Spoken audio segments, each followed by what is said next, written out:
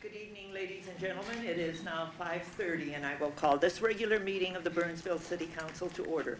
It is our tradition to stand for a moment of silence, followed by the Pledge of Allegiance, and we invite you to join us.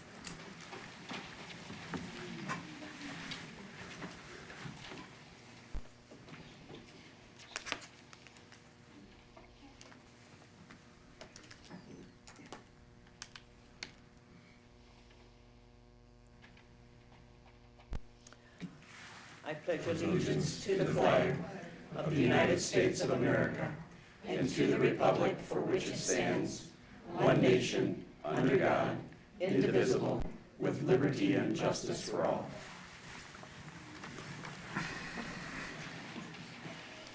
Ladies and gentlemen, tonight's meeting is being conducted both in person and online, and all council members are present except for Councilmember Kara Schultz, and she's on Zoom because she has COVID, so she's in COVID jail. Members of the public may attend in person, or the public can also watch this meeting on burnsvillemn.gov/meetings or on Comcast channel 16 or 859. The public can also join us on Zoom by going to zoom.us/join. So we try and make as many avenues for you to be present at our meetings.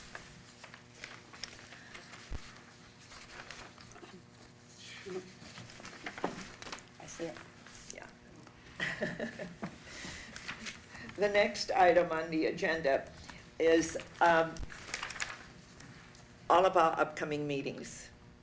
And also we have two proclamations this evening, but also this meeting in the whole year of our time on the City Council is very special because our third graders are present, and they're going to tell us about why they love Burnsville.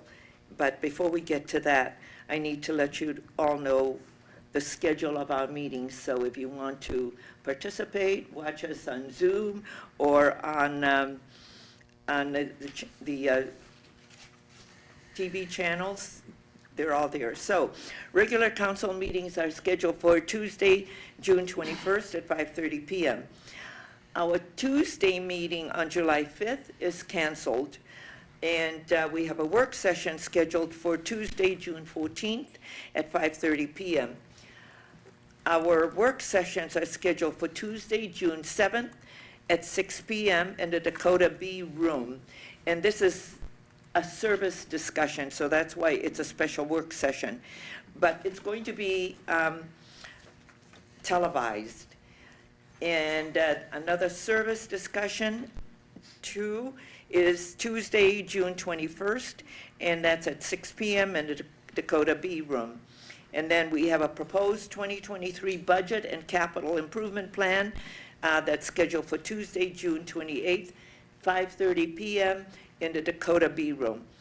And unless I let you know that it's going to be someplace different, all city council meetings are here in the chambers. So we have two proclamations, and I'll go to the proclamations before we get to the fun stuff with our students.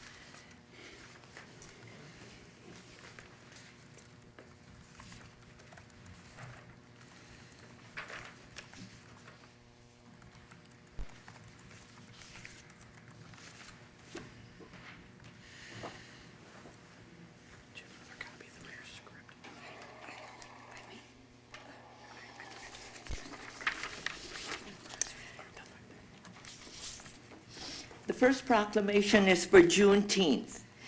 Whereas our country is made up of people from every nation on earth who are declared equal not only in freedom, but also in justice, both of which are essential for a healthy human civilization.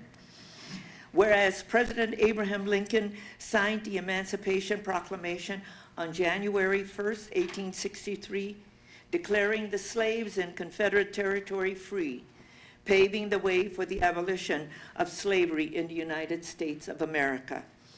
And whereas word about the signing of the Emancipation Proclamation did not reach all authorities, troops, and slaves in the southern states until June 19, 1865, 2.5 years after the Emancipation Proclamation signing. And whereas June 19th has been a day of celebration of freedom for the nation's Black community for more than 155 years. And in 1996, Minnesota became the 4th state in the nation to recognize Juneteenth as a holiday. And whereas Juneteenth is an important opportunity to honor the principles of the Declaration of Independence and celebrate the achievements and contributions the Black community has made and continues to make in our nation and in Burnsville. Now therefore be it resolved that I, Elizabeth Couts, Mayor of the City of Burnsville, on behalf of the City Council, do hereby proclaim June 19, 2022 as Juneteenth in the City of Burnsville. In celebration, there will be a community event held on Saturday, June 18th, 2022, from 1 to 3:30 p.m. in North River Hills Park. And we invite the entire community to participate in this celebration of freedom. Proclaim this 7th day of June 2022. And here with us is Pastor John, who will receive the proclamation. Pastor John, thank you so much for coming and for receiving the proclamation. Okay.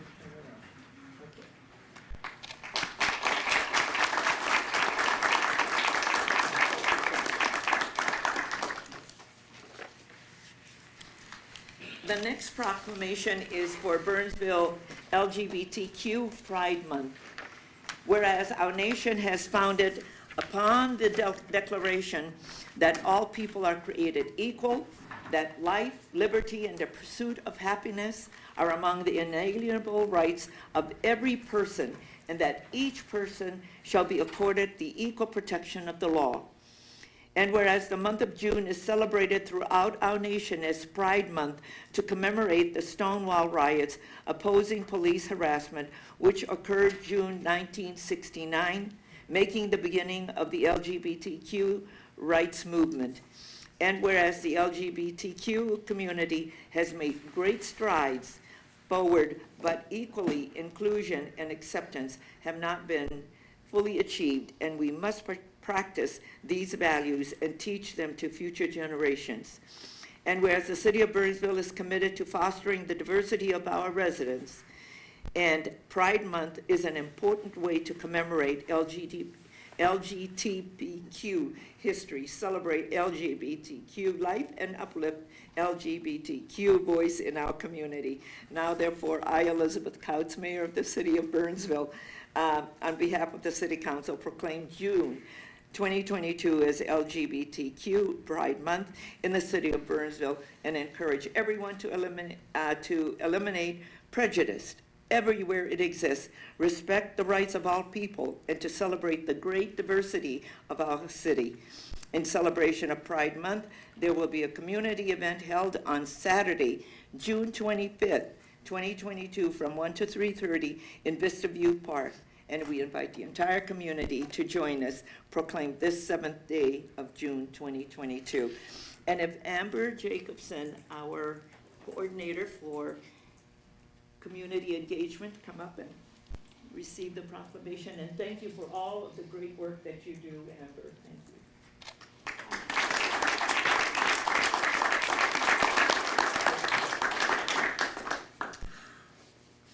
And now, the fun stuff. This is the 15th annual 3rd grade essay contest. And my partner in this is Marty Kelly from True Stone Financial. Come on up, Marty. Marty and I are the ones who work with JJ. The teachers will send all of the essays to JJ, and then we work on them together. Marty and I have to make the decision on who the winners are. Very hard decision. Yes, and who the honorable mentions are. And we have a great time doing this. So a big thank you to the third graders and their teachers that took the time to complete the assignment. So thank you, teachers, for encouraging your students to write the essay. And for the students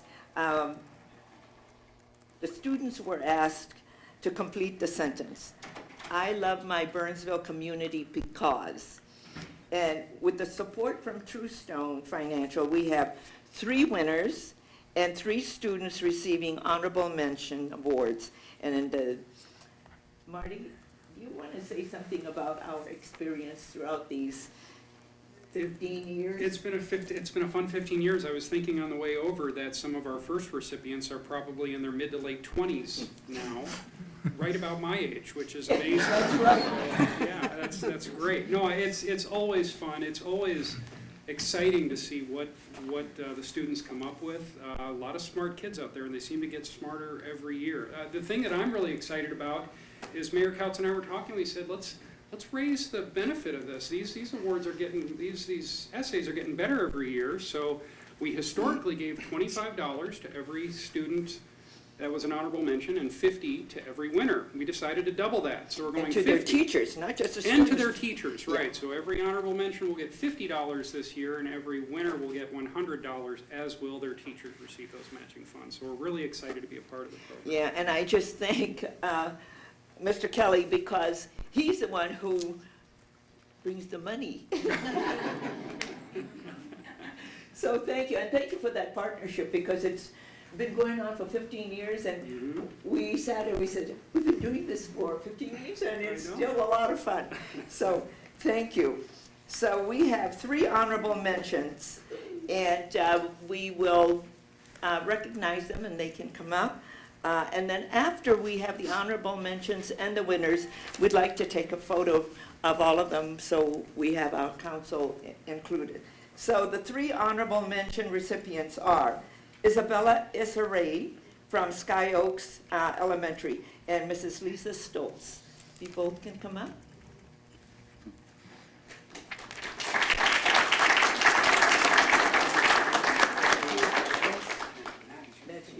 There's $50. Yeah, turn around. She wants to take a picture. Come here. Yeah. Yeah. And then afterwards, when everybody's done, then you're going to come up again, okay, for more pictures. Okay. The next honorable mention is Salma Aziz from Gideon Pond, and it's Mrs. Andrea Trato.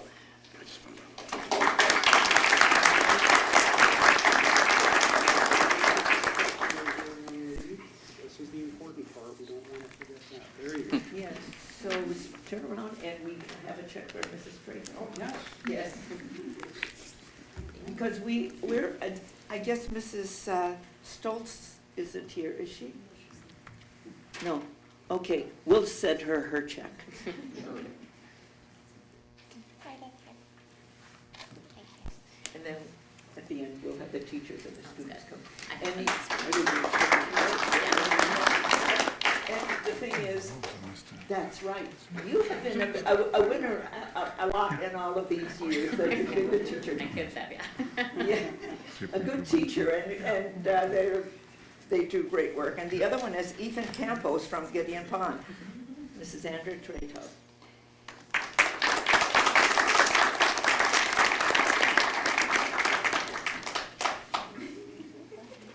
Oh, Ethan, I've got 2 things for you, buddy.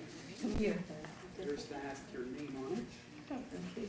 and that, you don't want to lose, that's $50. Yeah. And Mrs. Trato gets. Hello, Ethan.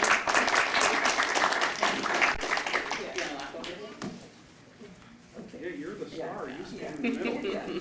I've got it. All right. Thank you. Okay.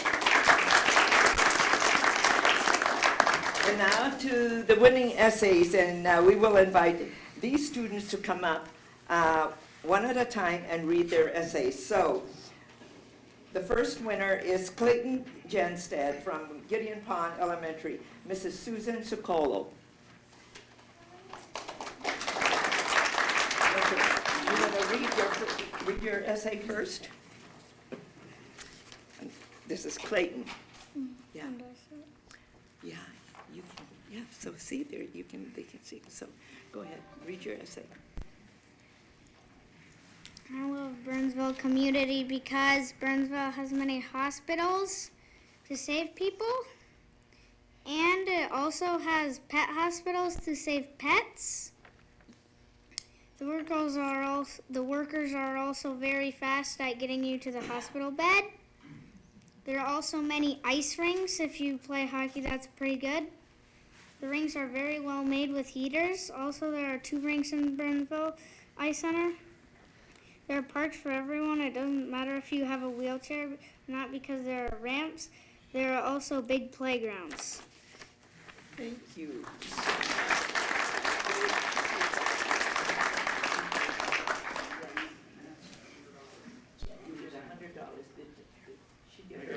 Yeah.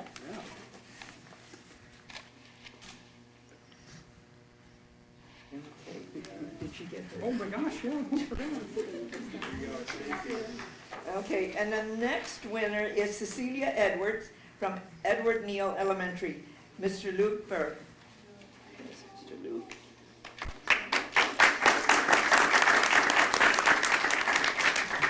Hello, Cecilia. Now you're going to read your essay. You can stand up here. Okay. And then, yeah. Okay, and speak loudly. Okay.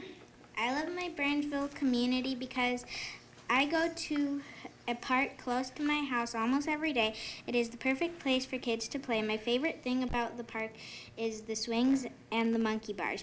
School is a good place for kids to make friends and learn. Some people can even learn new things from other people. One of the best things in the world is nature, and it's fresh smelling, good growing trees, and cute little baby animals that I love.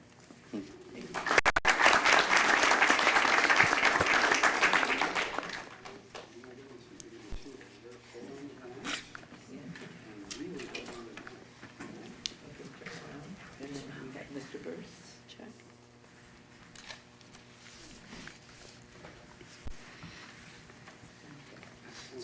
I already got it, yeah. Okay. I didn't want to forget this time. Yeah. And the next winner is Roma Beregi Estrada from Gideon Pond. This is Megan Carter.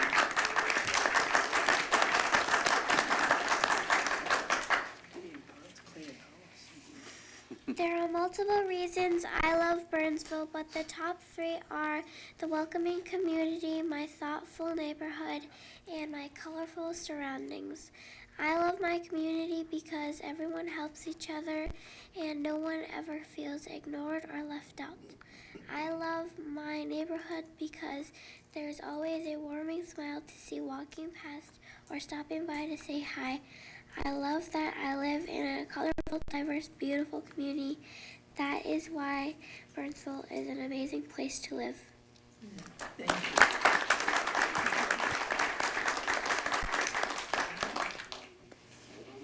Okay. So.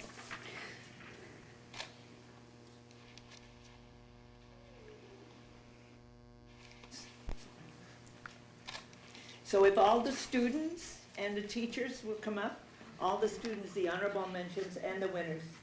Yeah, so we're going to be right over here.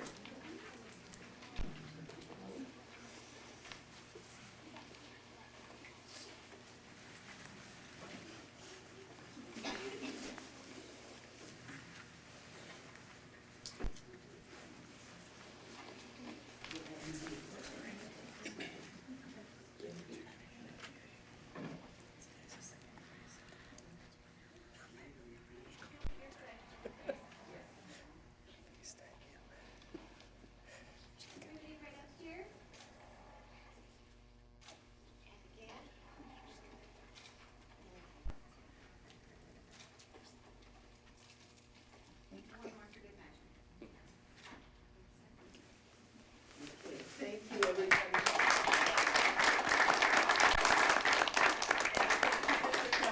Thank you so much. Looking forward to next year. Yeah, okay, thank you.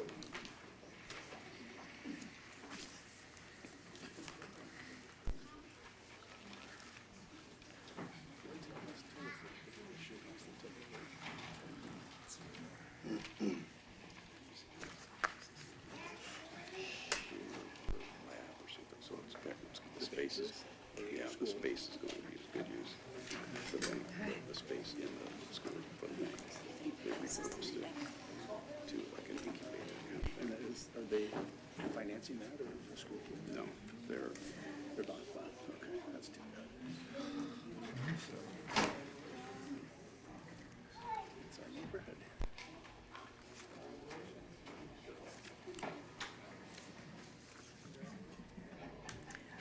Okay, the next item on the agenda is citizens' comments.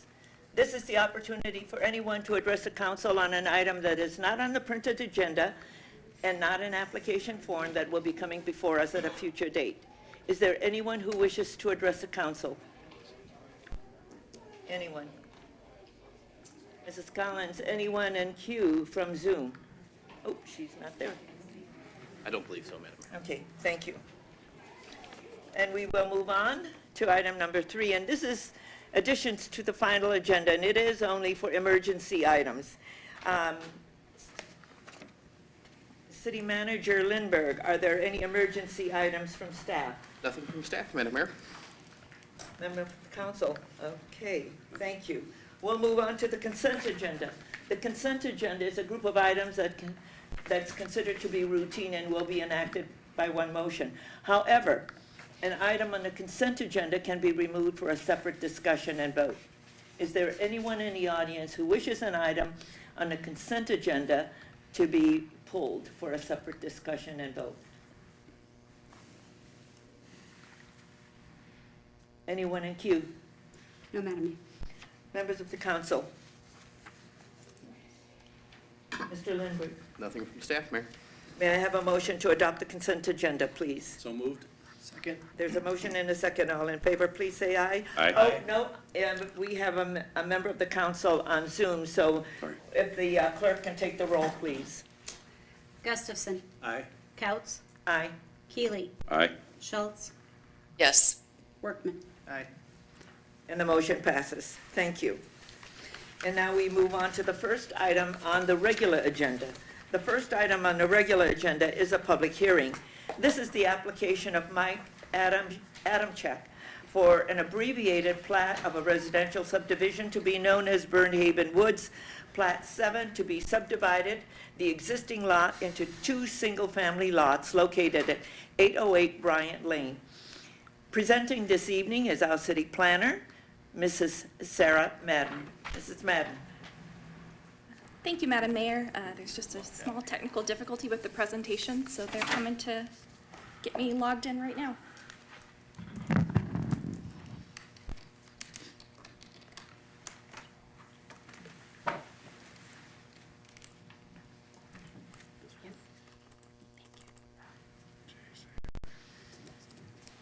Sorry about that. So the application that we have before you this evening is a public hearing for an abbreviated plat. It's been about a year since we've had an abbreviated plat at a city council agenda, but what this process is that is separate from a typical preliminary and final plat is that the subdivision ordinance within the city code does allow a process where the public hearing is held at the city council for a plat when the subdivision is 6 or fewer lots that do meet zoning requirements, which this is applicable for this application. So it does reduce the number of meetings for an applicant in that case. So the subject site is an existing single-family lot with an existing home on it, zoned R1 and within a planned unit development, which was approved in 1977 as part of its subdivision and a preliminary plat. So the existing home was constructed in 1986, and then there is also, as you can see, this additional red line to the north, adjacent to that Wellington Crescent, a small city-owned outlot, which is in the adjacent subdivision. So as part of the plat application, the city will be dedicating the right-of-way, or the outlot to itself as right-of-way, which is what it currently functions as in its current state, as that city-owned outlot. For the subdivision application itself, the existing 22,680 square foot residential lot is proposed to be split into 2 new residential lots. The existing single-family home will be placed on Lot 1 of the subdivision, and then Lot 2, which will begin to be vacant, but the applicant has indicated in their narrative letter that the intent is for it to be developed as a single-family home. But currently in the works, there's nothing formally locked down on that end that we are aware of. So shown here is the preliminary plat showing the existing conditions of the property.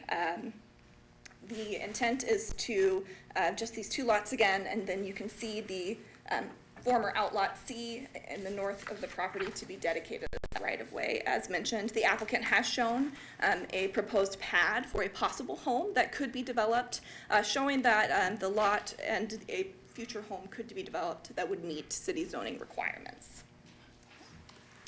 Shown on this slide is the final plat, which indicates the 2 properties that would be created as part of this proposed application.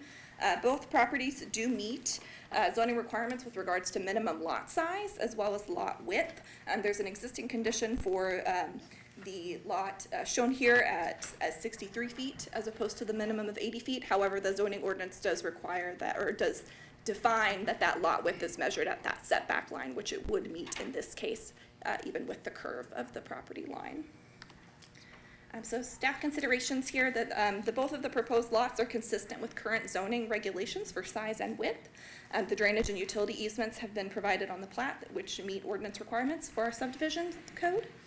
And then there is a condition that's been added that the plat to be filed with Dakota County and the receipt be provided to the city prior to issuance of any building permits for construction on the proposed lots. As well as with the addition of 1 residential unit with the creation of the new lot, there are development fees associated with the application, including park dedication, updated mapping, and erosion control inspection.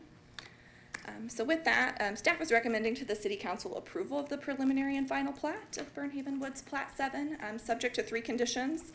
As mentioned, that there is a requirement that the plat be recorded prior to issuance of permits, that some outstanding comments related to finer details for recording purposes from a city engineering memo, which was included in the plan, in the report, be addressed, and that development fees, as mentioned, be paid prior to releasing the plat for recording.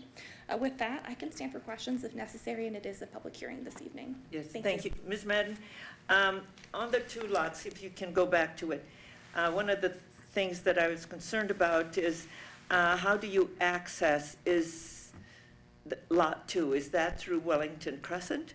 And then Lot 1 through Bryant Lane? That's correct. So the existing home does have access off of Bryant Lane, and the proposed future lot, when a home is to be built, would have access off of East Wellington Crescent, and the location of that driveway would be reviewed by our engineering department at that time when a permit were to come in for such a home. Okay, yeah, because I remember, and this was some years back, and it was in North River Hills, and lot was subdivided, and there were 3 homes, but they had 1 driveway that went to 3, and there always conflict between the owners on who's supposed to be removing the snow, and it's common that they own all the driveway that gets to their homes. So this will have 2 different entry points. That's correct. Okay, very good. Thank you. Members of the council, any other questions before I open a public hearing? Okay, I now open the public hearing, and I have 4 residents who would like to speak to this item. Sarah Hepner, Ms. Hepner, and if you can come in to the podium and give us your name and address for the record, please. Sure. Sarah Hepner, and I live at 13740 East Wellington Crescent, which is 2 down from this proposed lot that we just happened to see a sign go up about maybe a week ago, 10 days ago, and we received a postcard that said we could give information to you guys by the 23rd of May, but we got the postcard after the 23rd of May, so that's why I'm here, and there are others here as well. I'm just, some questions, I don't know if they've happened or not, but has there been studies done on the freeway noise? Like once those trees are down, there's a lot of trees there. There's a lot of water that goes in the backyard of our neighbors who are here too. So I don't know what's gonna happen with that lot from a flooding perspective, but also wondering, there's a lot of wildlife in that area. We see turkeys and fox and eagles, and just wondering what's going to happen from that perspective as well. So as you might might have heard, Mrs. Madden says that the engineers, once they decide that they're going to have someone build on that lot, then a lot of that work takes place. It's just being subdivided tonight. Okay. Okay, so your concerns will be on the record, so that when our staff takes a look at all of that, they'll have that. The freeway noise, there's not much we can do about it. It's MnDOT, and we did work with MnDOT, and we have a sound wall that went up along Yep, that there's- area. yep. And so I don't think MnDOT's going to put up another sound wall that extends that far. Right, I just wondered, because with the trees gone, there could be more Okay. noise, so. And I think, Ms. Madden, isn't there something, we have an ordinance about tree removal also? But we won't be discussing that tonight, but when you all are taking a look at all of that. We will review landscaping when a home permit is received, Yeah. yes. Okay. Okay. All right, But thank you. for coming in and giving us your thoughts. The other one is Ciara and Anthony Darcy.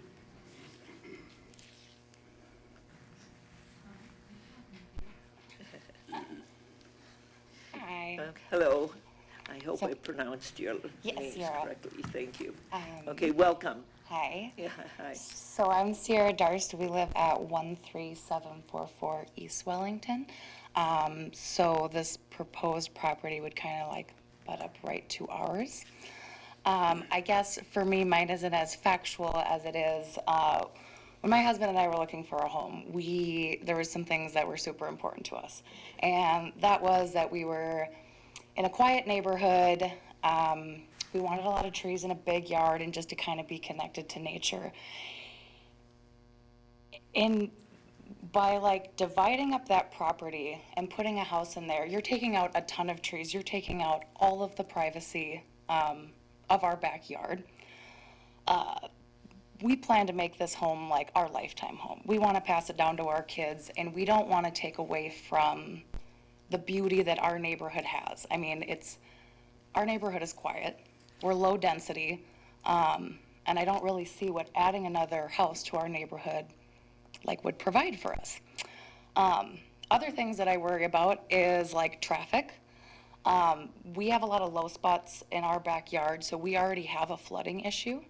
I feel like cutting trees down and taking all that is going to create more issues for us. It sounds like, based off a couple of the people that I spoke with, that kind of the plan would be to kind of go in and clean up. It's kind of like a curved edge, if you can tell on there. But they kind of want to go in and like cut back those trees even more than they already are, which again is taking away from kind of our surrounded area. The only other thing that I guess I kind of wanted to point out is if this is like a preliminary hearing for approval, this property has already been listed as of like the 20th of last month, I want to say. And it doesn't say anything on the posting that, it actually states on the posting that it is not awaiting any kind of approval. We're just subdividing the lot tonight, okay? And you raised some good points, and it has more to do with what you would want. You can buy the lot, property owner's rights. That's something that you can do, and then you can keep all of that for the things that you say that you want. So, Good, I don't know. If I yes, can take my please, second. yes, of course. So I don't know if you can pull up the document that you showed, there's a couple pages back. One more, maybe? Right, oh, no, that was right. So where it says R1, that's our property, that's where we live. And if you picture a straightaway and then the street curves left, so so essentially we're the last driveway on the right, and our driveway is on the right side of our property, right? So it would literally be butting right up to that corner, and if you were to drive straight through that curve, that goes essentially into his backyard, that's where all the snow goes from East Wellington Crescent, for one. Okay, That, like, when the plows come through, that's where I can count 5-6 neighbors worth of snow that gets put right there, and that's so the buses can have enough room to go turn around and whatever. My next concern would be the value. I don't know what kind of house, how big of a house you'd be able to fit in that small little area. But our house on the corner is one of the larger houses in the neighborhood. And I'd be worried about it bringing down the value. And then, as you say, well, why not just buy the lot? Essentially, I kind of feel like it's a bully move to get us to buy the lot, because we have a relationship with this person that's doing this property value. He actually sold a rental property that I was on a rent to own. He sold it from under me. So it's interesting, because when we were talking about some of the upgrades I'd like to do to the house, part of it was the garage. And I feel like that's where the bully move comes into play, because if you were to buy my lot, now you can build your garage. So, with that said, it's just, it would really take away from a lot of the reasons we did buy our property for. And we just recently bought it in 2019. And they would be the two smallest lots in the whole neighborhood. Yeah, if you zoom out, we have almost a full acre, and you're talking about a 0.29 acre split. Like, and so adding a house, I can't even imagine that you would be able to get half the square footage that we have into a tiny little area that you guys decide to split tonight, as you say. I don't know what that means. It wouldn't be a small house, Well- it would be a big house, and it would take all the trees. Either way. And maybe yeah, that's not what you guys discuss here, but we just found out about this literally a few days ago, so. But yeah, We're not discussing what the house is going to be tonight. It's just the lot split. right, no, so is it, are you saying that the split's happening? Well, that's the application before us. Okay, Okay. yeah, because my understanding is that's why we were having the hearing, right? Yeah. So you guys take all this into consideration? Yeah. Okay, that's all I wanted to know. I Yeah. appreciate it, that's what I wanted Yeah. to say, but yeah, like I said, the snow is my biggest concern. Whoever were to buy that lot, whoever Yeah. were to do anything there, we're gonna have a driveway that we'll have issues with, and places to put snow. Our Director of Public Works, Mr. Peterson, is here, and he's listening to that because these are some of the issues that come up. And so when we're working with the property owner, those are some of the things that will be taken into consideration at that time. Okay. But Mrs. Madden, if you can let everybody know what the lot sizes are for the city of Burnsville, because the background shows that it's 10,000 square feet, which is what the zoning is for single family. That's correct. 10,000 square feet is the minimum in the zoning code within Burnsville, and both properties do comply with that. Okay, all right, but you all are taking the concerns that are being raised. Okay, the next couple is Wayne and Diane Grovinder? Yes. Grovinder, yes. Grovinder, please come forward. Yes. Hi, my name is Wayne Grovinder, this is my wife Diane. We live at 13729 East Wellington Crescent. It's right directly across from the plot It's the that is proposed. in question. I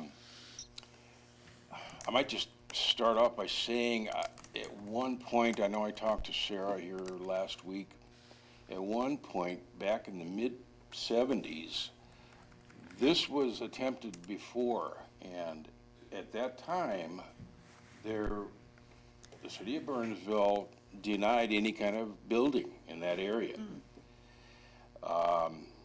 This is when my father and mother were alive in this house. I was living in Phoenix, but this is the information that I got from my father, that no building was allowed across the street. Well, the city of Burnsville actually wanted to clear that area out for a bus turnaround. And my dad and mom liked the wildlife in that area. It's like a little sanctuary, actually. There's so many critters that come in and out of that area. It's actually like a little habitat. So anyway, Dad and Mom talked about it, and they made an offer to the city of Burnsville. How about if you take that area that is the bus turnaround, if you can see where that is. If you bring it up, I don't know if it actually shows it there, but Dad entered a 99-year lease with the city of Burnsville to kind of preserve this area. And so they came in and they backfilled all kinds of grade to bring it up, and paved it real nice, and so that the buses and other trucks could have a turnaround in that area since it's a dead end. So, with that being said, it served the purpose real well since the mid-'70s when Dad made this arrangement. And now, to come to find out that something has changed. I don't know if there's, has been some kind of discussion that we haven't been aware of that makes 10,000 square feet now acceptable for building on that parcel of land. So our biggest concern is the doing away of what's natural and what has been sanctuary for a lot of critters. And if there's any way that we can preserve that, we would definitely not like to have any building, just like my folks did when they were alive. We took their house over, by the way, inherited it after we took care of them for 5 years in the house. So that was my biggest concern, I think Diane's too. But we're also concerned with drainage because there is a berm there, right, going up into the property. And if they start cutting that down, taking away the vegetation, we're just wondering, where's all that gonna go? Are we gonna be assessed a hookup or what? You know, we're not looking forward to that, just so some guy can sell off a piece of land and put it in his bank account. This property is a lot more valuable to, I think, all of us in this area than somebody trying to make a development. So, I don't know, that's about all I can think of. Yeah, my main concern is preserving that habitat for the animals. I have grandkids I take care of, and they come over and they really enjoy seeing the turkeys come out of there. And just the other day, we had 2 does come out of there, and they come in our yard because they feel safe and secure, and they drink out of our bird bath, and it's really enjoyable to see that, and my grandkids love that too. So we really want to preserve that area. There aren't many places left like this in the residential suburban areas. And since we're on a dead end and since the sound wall went up, psychologically, it's really been a big boost to us. The sound wall didn't do a heck of a lot as far as sound goes, as far as we're concerned. But this, we would love to be able to preserve just for posterity and for the grandkids. Okay. Very good. Thank you. So, Mrs. Madden, is there any historical data as to what Mr. Grovinder is speaking about with regard to his parents? Because the city doesn't own that property. Thank you, Madam Mayor. So after we spoke in the lobby last week about this, I did look into it and wasn't able to find anything in the planning records related to any sort of application that was made. So I didn't find anything in planning records. Now the small strip of the outlot is city-owned, I believe from tax forfeiture from it being an outlot in an adjacent subdivision. I don't know I don't have any information on planning files of land use related applications on the site though, outside of the plat approval. So we don't originally. have any historical record. Not in the planning There must be records. some, because Dad showed me from the center of where the manhole is. He said 50 feet back from that, he says, is the leased 99-year lease. He said that specifically to the city. So there's got to be some record. A lease to the city? Yes. From whom? Our property, yeah. Okay, so there is nothing in record. Mr. Shepherd, what do you have? Mr. Shepherd is our attorney.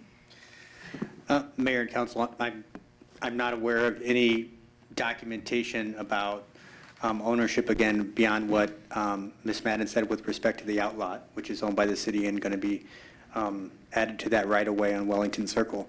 The applicant, the property owner, owns the property. We're assured of that through the application, and so they have the right to approach the city and ask to subdivide it. Okay, very good.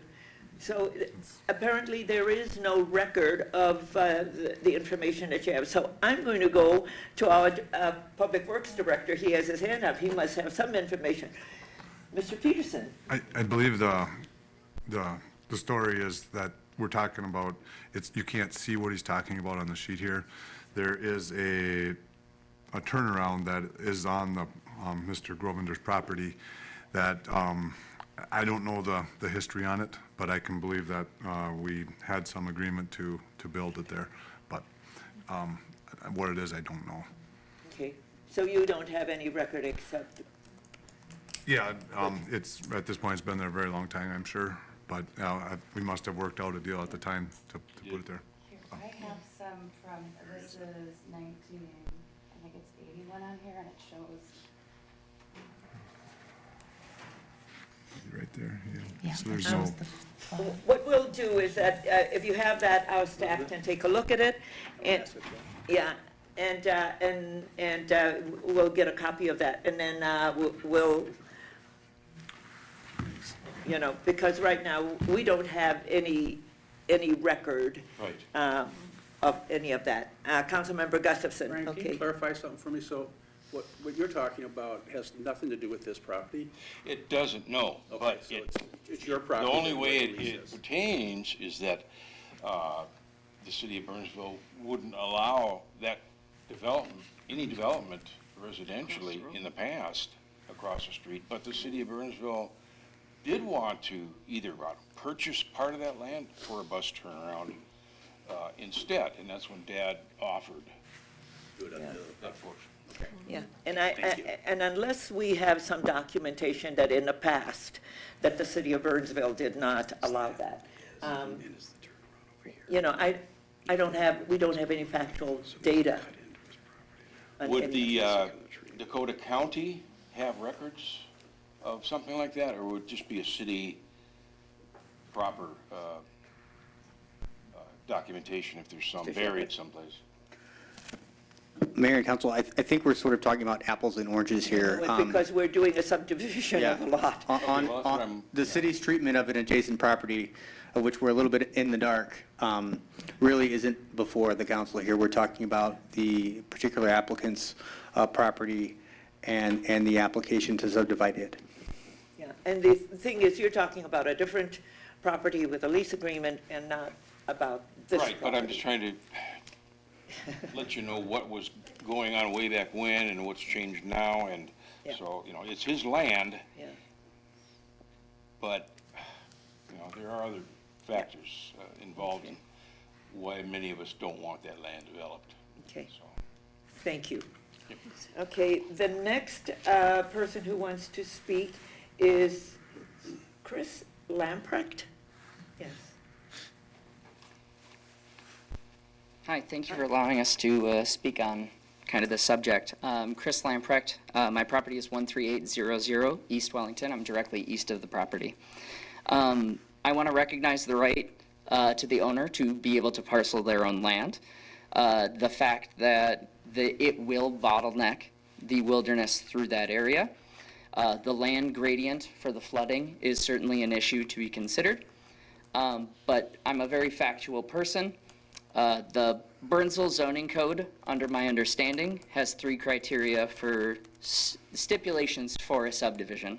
The first one is that it's plotted, which it certainly is.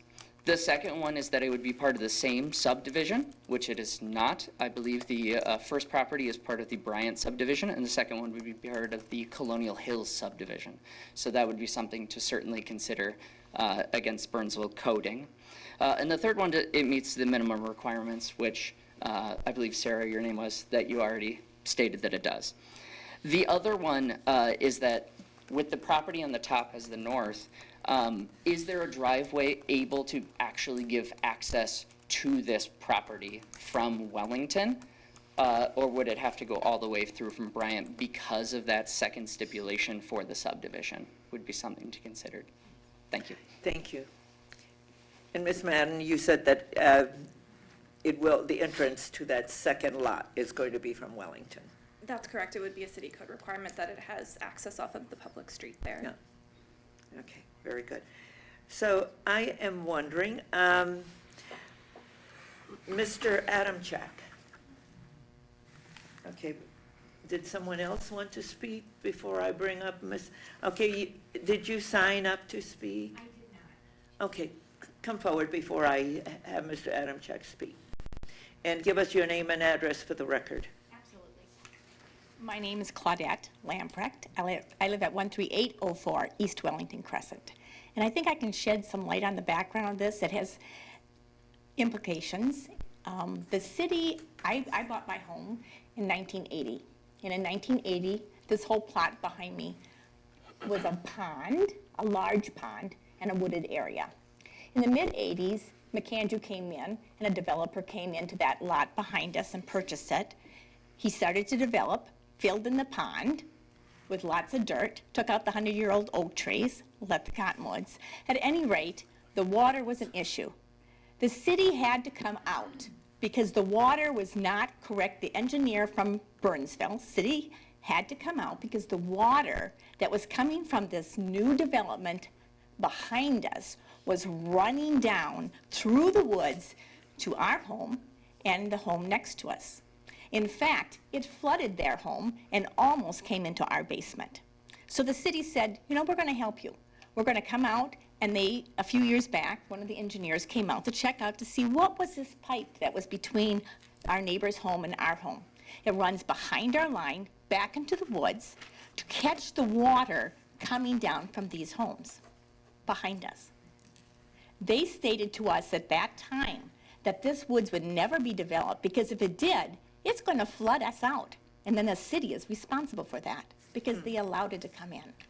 Okay? So he assured us at that time, and we have had a few more times when the water in Burnsville, we've had huge rains, gushes coming down, that the water just runs down. Now this water in the hill is at where the water tower is, okay?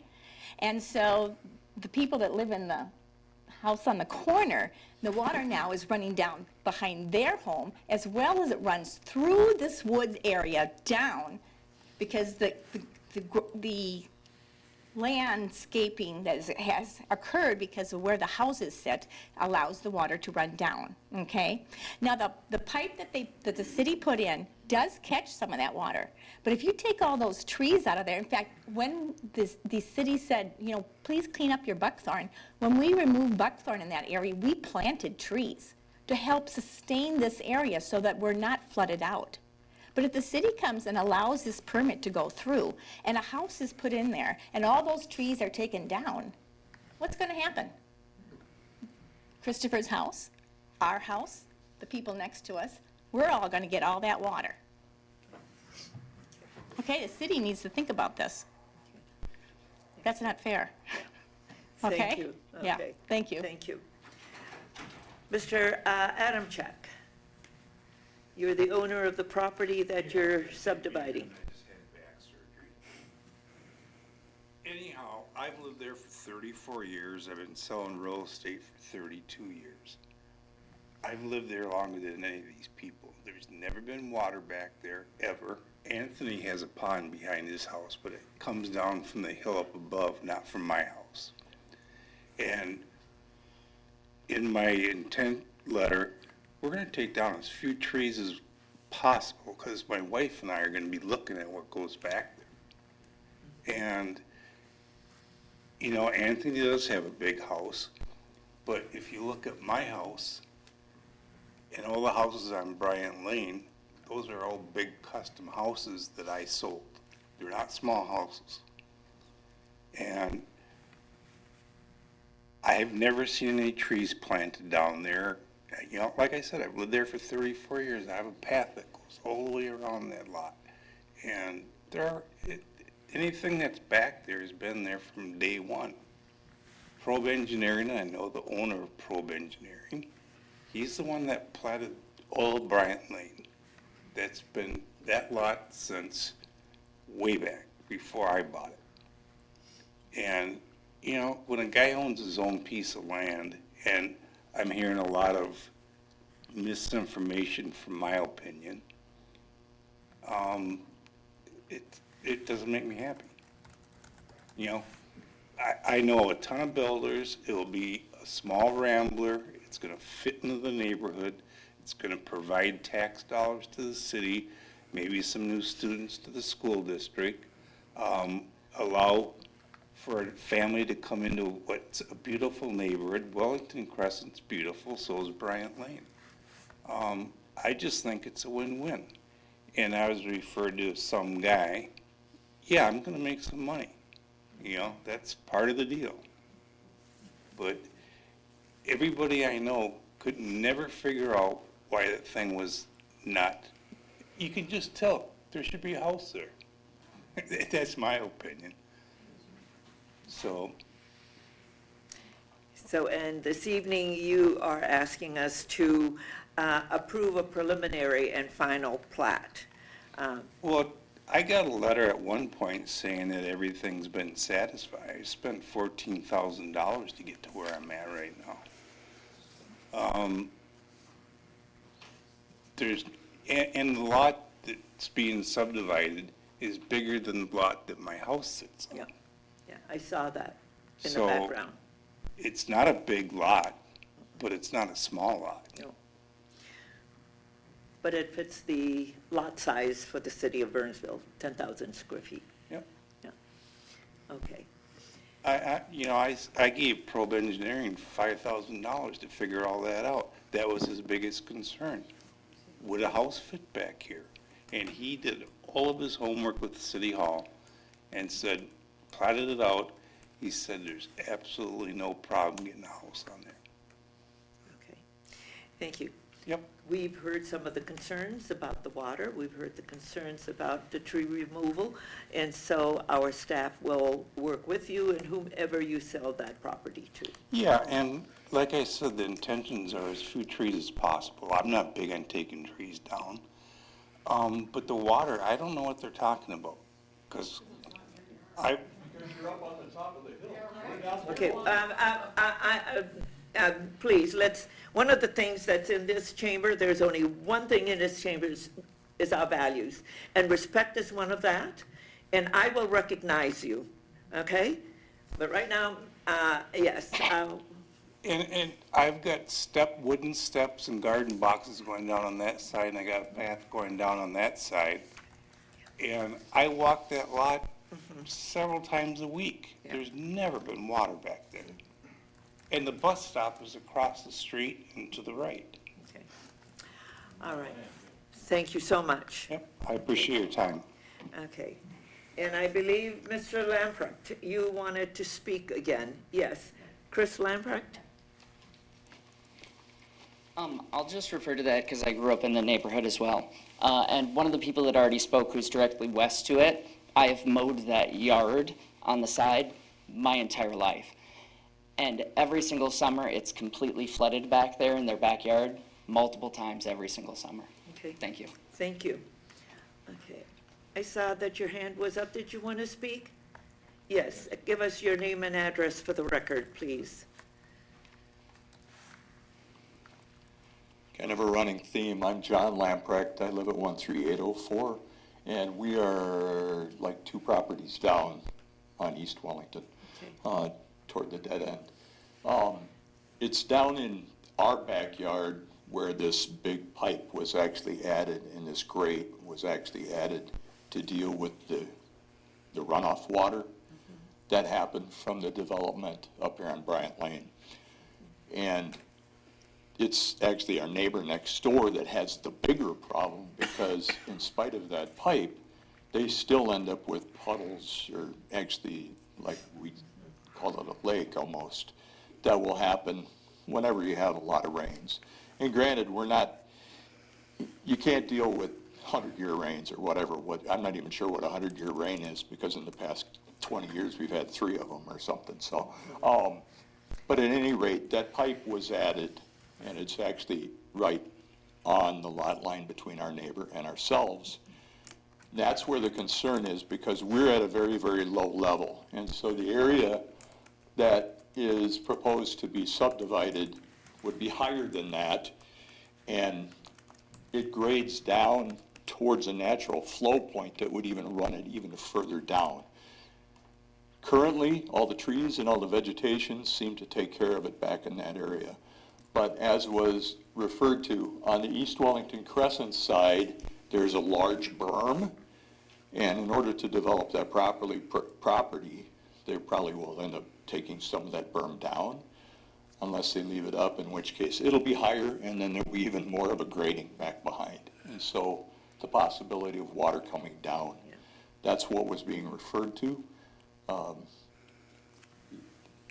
And, you know, having been there through, we heard all of the things that our neighbor talked about for the bus thing, and that was actually as sort of a gentleman's agreement kind of thing with the city to avoid the development of this particular little nook. That's why they're tied together a little bit, even though they're two different pieces of property. But the agreement for that lease for the bus turnaround was to prevent any development or any destruction of that little corner. So, Thank you so much for the information.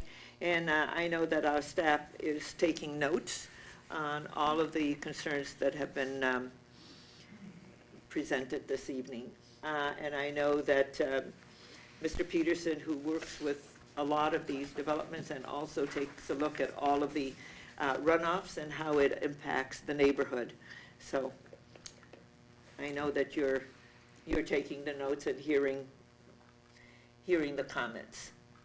Yes, indeed, we will be looking, should the house go forward, to make sure that drainage patterns don't change. And I would be interested in understanding if there was any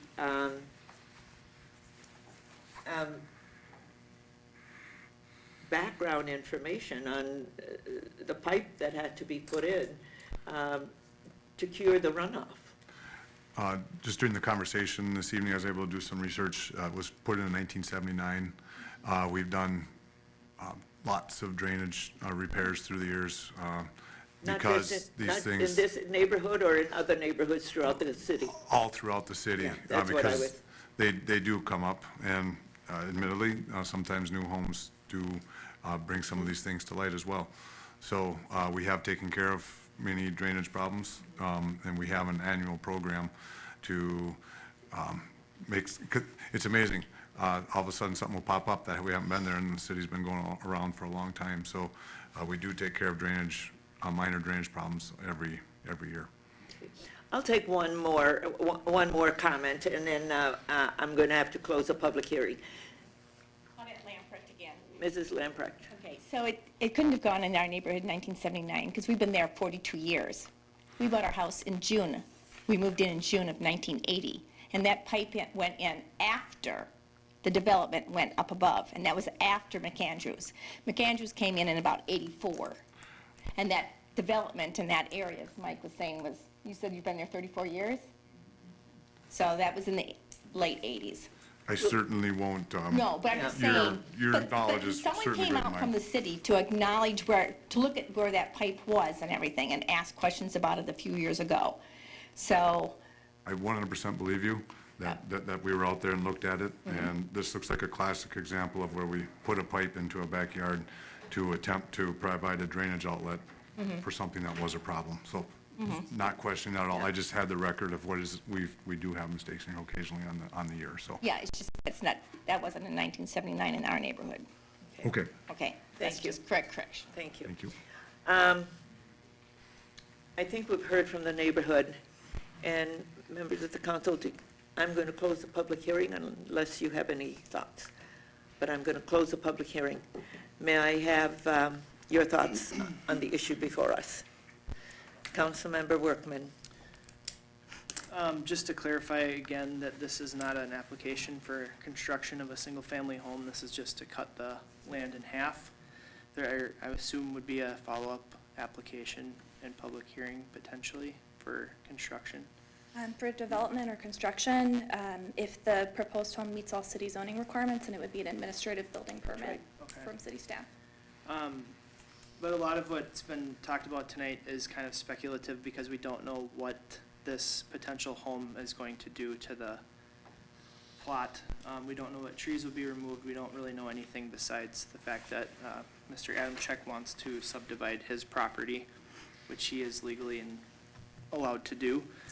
I understand there's some water concerns here, and my hope is that as an application comes forth for redevelopment of this plot, that those things are unearthed. I don't think Mr. Adamczyk would sell or develop a home that's going to be flooded by rain every spring, nor do I think a builder would come onto a plot that is prone to flooding and build a home that had those types of problems. I would just end by saying if any one of you came in tonight and wanted to do something on your property that your neighbors didn't like, I would support you just as I am supporting Mr. Adamczyk in doing what he wishes on his property. So with that, I would motion to approve the subdivision as presented by staff. There's a motion. May I have a second? Second. There's a second. Further discussion. Any other thoughts from council members? Councilmember Keeley. Thank you, Madam Mayor. Well, I appreciate the neighbors coming out because we heard some very compelling stories of concern.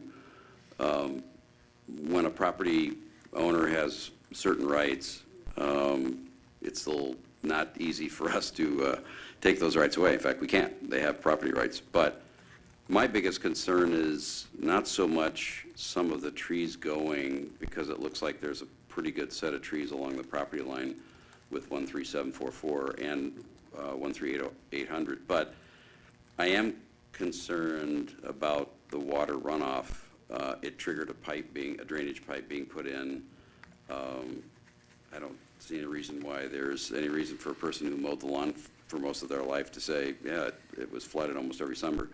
So there's a water runoff problem because of the grade of that entire area. And we have a water tower, which we don't put those on low points in the city, so it's pretty obvious that's a very high point in that area, and everything is running downhill toward the highway. So my other concern is, I'm not objecting to the property owner wanting to do what he wants to do to his property within the law, which is allowed, except not having any ability to have a say in assuring that there's mitigation for runoff. If we approve this and he does build a house that meets all our code requirements, then how are we going to assure that we're not going to create a problem for a neighbor? Because the one thing that I believe as a property owner rights advocate that if you own the property you should do is, I don't believe you should do something to your property that's going to cause harm to the property adjacent to you. And runoff, and we've had circumstances where we've had property owners come in with horror stories of mud and water runoff off of one property onto theirs, and I feel for them. I would not want to be at the recipient of something that's running off another property because mitigation wasn't put into place, and it's affecting my property. That's an intrusion on my property, and I would not like that either. So I guess the question to staff is, do we have any tools, even if a home development project comes to us, that even if it does meet all our ordinances, can we ensure that there are steps taken to ensure that there isn't going to be any intrusion into properties around them? Ms. Madden. I'll actually direct that to Ryan with his hand up. Hi. Okay.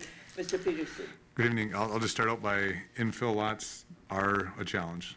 I mean, they really are. It's been this way for a long time. As we're hearing tonight, the residents know the land very well and know what can happen if things aren't done correctly. They've talked about that berm going up. What I'm hopeful from hearing tonight is that we will be able to drain the house out to Wellington Crescent. I can't sit here today and say that we would. If we are able to do that, that would then, I would argue, eliminate most of the concern if we were able to drain it actually towards Wellington Crescent and away from the low spot that they're talking about down to the south. So we'll be working with them to attempt to try to get something like that done. Regarding the mud and all that, you know, there'll be silt fence, and I've heard everything here tonight. I've been listening, I promise you, and we will be working with whomever comes in to indicate how important it will be to not have these things happen, because this isn't going and building 40 homes out on a cornfield. You're building right in a neighborhood that's well established. We all know what can happen. There is some grade out there, but this lot is not the low spot. So the low spot is about 2 lots to the south of here. It appears to be 2 to 3. So I guess what I'm saying is they are a challenge infill. We've come across this before. We will be doing a very close review to ensure that these types of situations, the risk is very low. Can I sit here and say that there's no chance? Of course not. So, but I got some ideas to potentially try to mitigate the potential risk of additional water going south or mud or anything like that leaving the site. Thank you. Just a quick follow-up, Madam Mayor. Yep. To the point of removing trees and having that parkland, you know, we're sensitive to that. We're a city that is very proud of the fact that we have a higher parks per capita than most cities. And we just went through something similar to this off of South Cross in Grand, where Google Maps, the natural environment was left for so long that Google Maps called it a park. But it was privately owned land that was planned for development 30, 40 years ago. They just decided to do it now and not 30 or 40 years ago. So Google Maps saw trees for 30 or 40 years and said, this must be a park. And so people were not understanding that that was privately owned land, and as a landowner, they had the right to develop it. And so, but that doesn't take away the concerns and the loss for having that sort of natural sanctuary nearby. Totally understand. It is not easy to lose, and I think the message is to the owner of the land, if they put a house on it, and that they get feedback from the neighborhood, because as Ryan pointed out, this is infill, and preserve every single possible tree they can. And it can be done, because if you go out into some developments and neighborhoods, especially out in some rural areas, you'll find houses literally with trees a couple of feet from the foundation all the way around. It's like a house built in the middle of a forest. So it is possible not to just do what a lot of developments do and just clear cut everything out and start from scratch where there's no natural foliage or coverage from trees. So I think a message to the owner, try and work with the neighbors if this is the way it goes, and the developers, so those trees can be preserved, especially along the borderline. It's not a mandate, it's not a requirement, it's a request. And it's really a request that I think when the neighborhood gets together and says, we would like our new owner to respect some of the things that we would like to preserve here, usually people like to be good neighbors and do that. Because whoever's gonna buy that property and develop is gonna be living right next door to you, and nobody kind of goes into this trying to be that kind of neighbor, right? So I hope that's what happens. Okay. Councilmember Gustafson. I agree with the property owner's rights, and they do have a right, as long as they're meeting our ordinance to change it. I have a hard time believing that a good builder or developer would go in and clear cut woods in a neighborhood that is full of woods. They would have a solar lot, as I call them in real estate, that everybody else has their trees, and that would be the only lot without trees. I can't imagine that a developer would do that. As far as the flooding goes, as Ryan said, we have things in place to make sure that that doesn't happen as best we can. We know things pop up. I imagine if we actually know that it's going to flood, we probably wouldn't issue a building permit knowing it's going to flood into the other neighbors. So as part of the building permit review, our engineering staff does review erosion control. Okay, thank you, that's what I wanted to hear. Yeah. Councilmember Keeley, did you have other comments? Oh, no, I reposted it for my follow-up, or hit the button. Okay, very good. To all of the neighbors, we really appreciate it when you come in and share your thoughts with us. Because in sharing those thoughts, our staff has insight into what the concerns are. Because tonight, all we're doing, as Councilmember Workman spoke to, is that we're just looking at the subdivision of the plat. And this is the reason why this is a great process. Because now we know what it is that is of concern. and the property owner also knows what is of concern. And one of the things that I do know and I trust is the work that our staff does.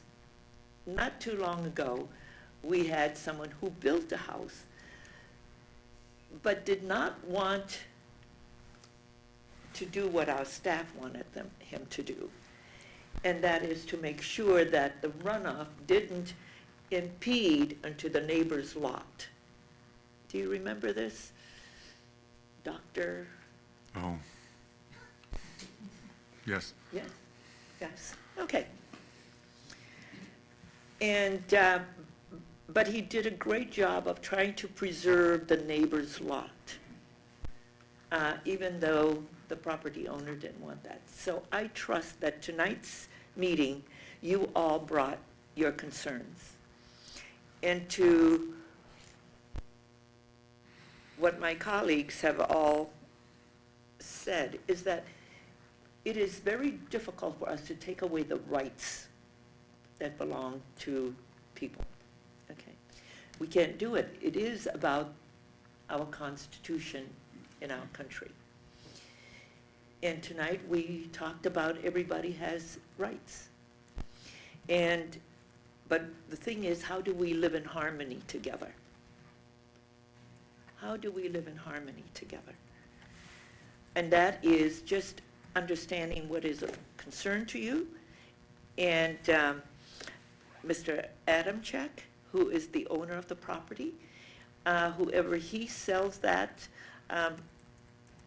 property to, is here listening. He's going to be living in the neighborhood. He is your neighbor. So tonight, we have to act on the item that is before us, not what the property is going to be, but it is ask of us to do to subdivide the property. And so that's what we're here to do. And yes, I think you're going to try and remind us about the code.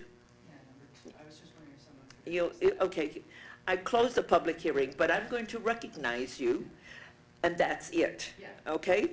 Yeah, I just wanted someone, so Chris Lamprecht again, I just wanted somebody to address it, whether if I was looking at outdated information, or just to somebody address it, that stipulation number 2 of a subdividing a plot on the Burnsville zoning code does state that it must be part of the same subdivision, and this would not be. Thank you. I'm going to go to our attorney. Thank you. Mr. Shepherd, because I don't know if that's, Ms. Madden, I think you've researched this, and things change in the law. Absolutely. Yes, so I can speak to that. So the section that you're referring to is for the waiver of subdivision, which is an administrative process where staff can review a survey to subdivide a property that is within one plat. Yeah. This application is for a plat, which is not that same process. So there's a separate chapter of the code that deals with plats, which is what this application is. Okay, thank you so much for clarifying that. Okay. Members of the council, what's before us to approve the preliminary and final plat that's subject to conditions under the recommendation sections of this report. And we do have a motion that was made by Councilmember Workman and second by Councilmember Gustafson, and the discussion is done. Can the clerk please take the roll? Gustafson. Aye. Couts. Aye. Keeley. Aye. Schultz. Yes. Workman. Aye. And the motion passes. Thank you so much. Thank you for coming and sharing your thoughts. And there's more to come. The next item is a resolution to join the Carbon-Free Future Minnesota Coalition. And our Public Works Director, Ryan Peterson, is going to be presenting. And then we will also hear from someone from Xcel Energy, but he will make those introductions. Mr. Peterson. Good evening, everyone, once again. Yes, this is very much relates to our sustainability plan, as a lot of work that Xcel has done has helped us meet some of our goals, as you'll learn tonight. But before we do that, I want to make an introduction. Burnsville's been a leader in sustainability for many years. Our past sustainability coordinator, Sue Bass, has retired recently, and we have a replacement. Carolyn McFadden is here to join us.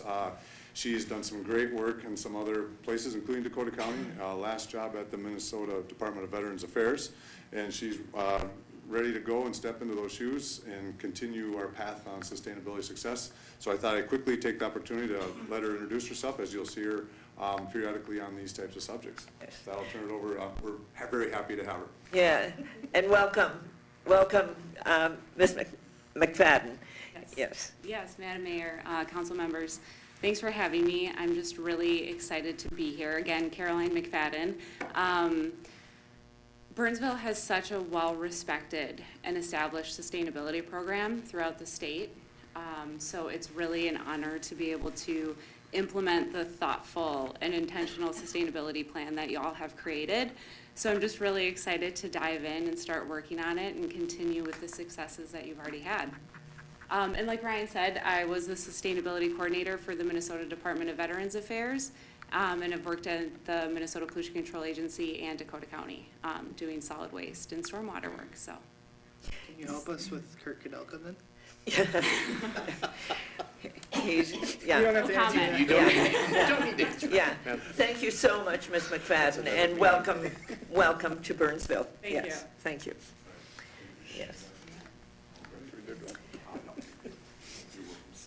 All right. Mr. Peterson. All right, so the item tonight is for the city council to consider joining the Carbon-Free Future Minnesota Coalition. It is an Xcel Energy initiative.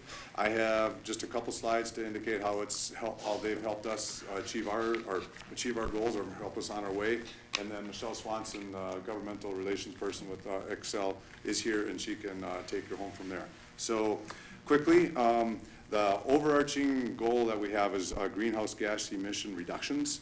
And what we do is we compare ourselves from a baseline of 2005. And the goal, and this is for city operations, not for the entire city. But you can see the operations goals on the right side here. We wanted to be by 30% by 2025 and 80% by 2050. Already, this is kind of hot off the press, but our report is indicating we'll be at 34% in 2021, which is already obviously meeting our goal of 30% by 2025 and gets us on our way to 80% by 2050. And my point of bringing all this up is Xcel has really helped us to do that, because the energy that we take credit for the energy when they go from burning coal to make electricity to wind or solar or even natural gas as opposed to coal.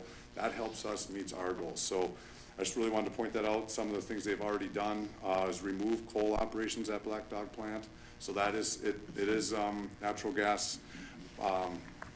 She could explain the terminology a little better, but they've completely got rid of coal. So we've gotten rid of all the noxious chemicals that have used to be put out. It's also a much safer plant to operate. They've done already lots of things with wind and solar to make their energy more green, less carbon-based. And then one more tangible thing is all the streetlights in the Xcel territory have been replaced from high-pressure sodium to LED, obviously very much helping that cause. So staff is very supportive of this to help us continue to meet our goals. But Michelle is here, and she can, I guess my final slide while she's walking up is, these are the different goals that we have, or the different sections of our sustainability plan. I'm showing 11 of them there. I would argue that this relates to 8 or 9 of those different goals. I'm not going to go into all of them, but when they get greener, we get greener, I guess is the best way to state it. So with that, I'll turn it over to Michelle. Thank you, Mr. Peterson, and welcome, Ms. Swenson. Thank you.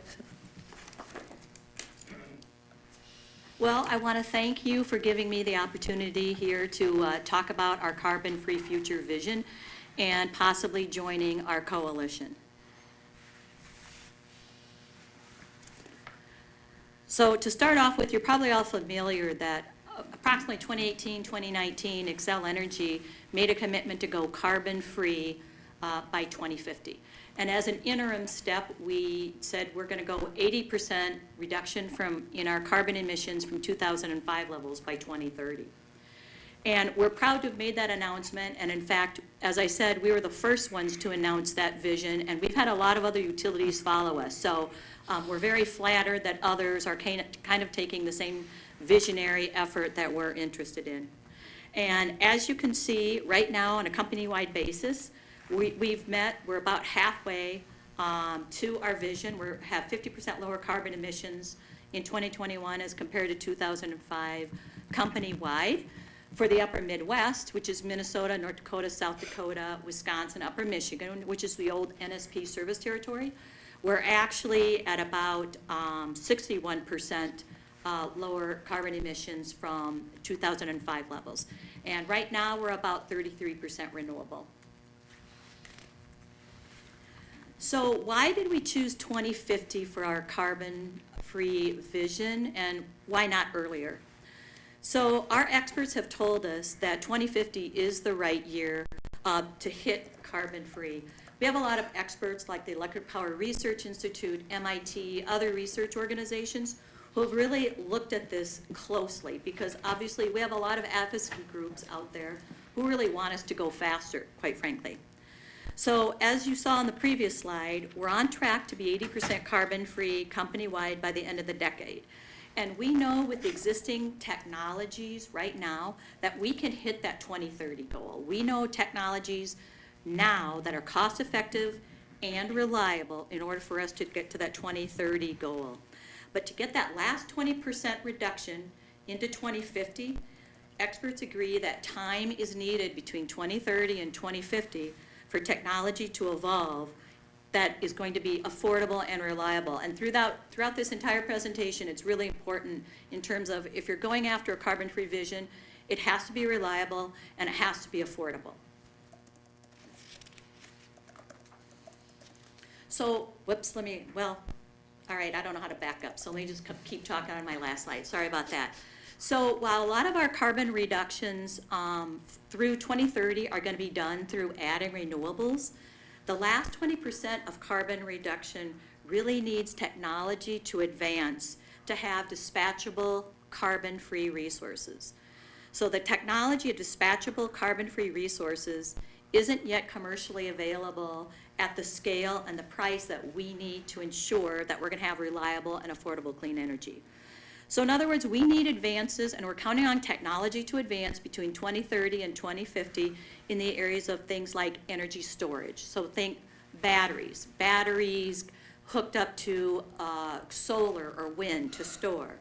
Think about carbon-free hydrogen, which we're actually looking at right now with at our Prairie Island plant. And looking at renewable fuels like renewable natural gas or carbon-free hydrogen, as I mentioned before, that we could potentially actually use in our natural gas plants. And of course, carbon capture technology. If that were to advance in the next 20 or 30 years, if we could actually capture the carbon in our natural gas plants, that is even a better solution if it's cost effective. So we have a great plan to reduce our carbon emissions, and it's a well-balanced plan using a lot of different resources, and of course our demand-side management, our conservation programs are also critical in terms of our well-balanced plan. And many of these elements have already been approved by the Minnesota Public Utilities Commission. So for example, we're ending the use of coal. We have 2 remaining coal plants open in Minnesota. We will have those closed down by 2030. We're adding hundreds of megawatts of wind to our system. We are very fortunate in the upper Midwest, and quite frankly, in other parts of our service territory, we have an excellent wind resource here. So we're adding wind. We're making major investments in solar. We've just proposed to the Public Utilities Commission to build the largest solar farm in the upper Midwest up near our Sherco plant in Becker. And very importantly, we're counting on using natural gas. While a lot of folks don't necessarily want natural gas on our system, keeping natural gas on our system right now is very important to ensure reliability. On the hottest and coldest days, we need to know that we have a dispatchable resource there. And in addition, there are days that the wind doesn't blow and the sun doesn't shine. And again, natural gas is really important going forward in the future. And based on our last resource plan that we filed, the Black Dog plant will remain in our generation mix and anticipate continued use of natural gas well into the 2040s for Black Dog. But as I mentioned earlier too, natural gas is also needed as a bridge fuel. We're going to need natural gas as we transition to carbon-free. And again, I repeat myself, but we're counting on technology to develop between 2030 and 2050 where we can run our natural gas plants like Black Dog and capture the carbon. We can burn hydrogen. We can burn renewable natural gas. And who's to say what other technologies we can't even think about right now that are going to continue the longevity of that plant. And finally, we've received approval from the Public Utilities Commission to extend our license at our Monticello nuclear power plant. As you can imagine, nuclear power is critical for us making our 2050 carbon vision. It's a 24/7 resource, and it really works well in hand with our renewables like solar and wind, who might be variable at times.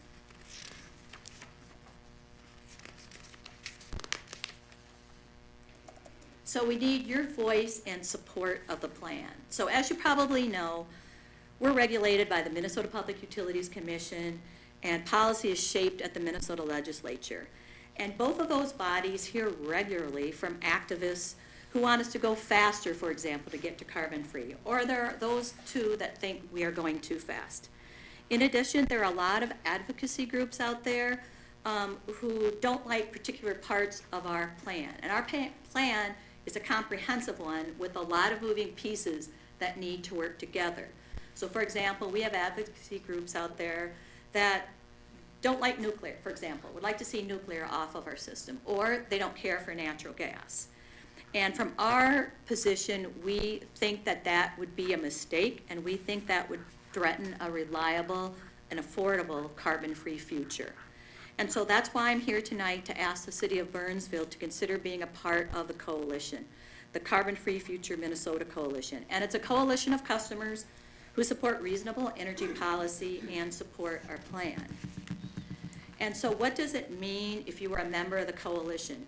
Well, really what it means is, if you look on the left-hand side of your slide, it means the city of Burnsville supports the vision of carbon-free electricity by 2050, and they want to do it reliably, they want to keep rates reasonable, and they believe that it's a responsible timeline to allow ourselves to go to 2050 in order for the technology to develop, in order for us to get those cost-effective and reliable solutions to get to carbon-free. So if you were to join the Carbon-Free Coalition, we would feature your city name and logo on a public website, public carbon-free future website. We would send out regular communications and updates to whoever the city designates to make sure that you have the most up-to-date information on important energy issues. We would also send out action alerts to provide opportunities to become more engaged, but only if the city chooses to do that.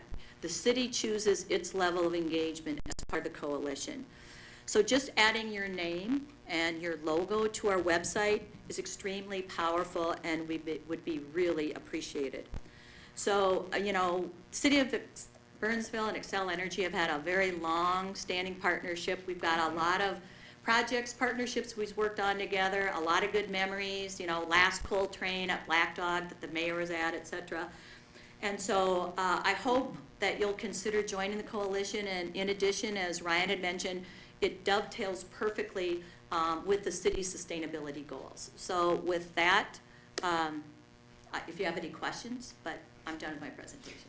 Councilmember Workman. Thank you for that presentation. That was exceeded. I didn't know what to expect, but it exceeded anything I had come into here preparing for. I really appreciated the only question I had for you, which you had answered, related to not completely ridding ourselves of the energy sources which we know are reliable while we wait for renewables to become more reliable, essentially. I won't, we kind of saw what happened out in California, but I don't know, I don't know all the details there, but I appreciate that about the coalition. I appreciate that you understand that there are groups that aren't going to like everything that you do, but you're not turning your back on maintaining a system that works. So I'm actually very excited about this. So thank you. I would be more than happy if we need a motion to make that motion if we need to. Yeah, thank you. I will remember that. Okay. Councilmember Keeley. Thank you, Madam Mayor. Good presentation. We took this up at the Chamber Public Policy Committee and had an interesting discussion about it. And I echo some of the expressions that came out of that discussion, and that is the biggest concern is rate increases and reliability. I'm curious what your original plan was and what date it was created that would have included where you wanted to be in 2021. We've seen where you are, right, 50%. When was that goal originally set? And did you hit the goal? Are you running ahead of it, behind it? You know what I mean? So we set the goal, I don't know if it was 2018 or 2019, but we've hit and exceeded our goals in terms of those incremental. Right. I don't think we didn't set year-to-year goals, but our goals were, you know, the 80% reduction from 2005 levels by 2030, 100% carbon-free by 2050. I'm not aware that we have year-to-year goals, but what we can see from the slides that I showed that on a company-wide basis, we're halfway to our goal. And we've got to 2050 to get to our goal. And in the upper Midwest, we're 60% of our goal. So I would say we're successful, but I'm not aware that we have a year-to-year rate. We're on a trajectory to make that 2030 and that 2050 goal. Well, it's a pretty lofty goal over a very long period of time, so I gotta believe there's some, right, milestones or deliverables along the way that you have some sense of, all right, in the first 5 or 10 years, there's some low-hanging fruit, we can jump to this. And then in the next phase, we're gonna have to work a little harder, we're gonna have to, you know, so when you set a goal, and I know you published something in 2019, you say by 2050 we're gonna be 100%. I mean, if it has any real meaning, then it has a plan to get there maybe every 5 years, right, or something like that. But if natural gas is still creating some level of emissions, how are you keeping it in your plan to be carbon-free in 2050? Because, as you noted, there are some, I don't want natural gas, because there, according to the presentation that we saw, there is some emissions put out by natural gas. In this presentation, you noted renewable natural gas. Right. So is there a means to scrub those emissions out from the natural gas burning?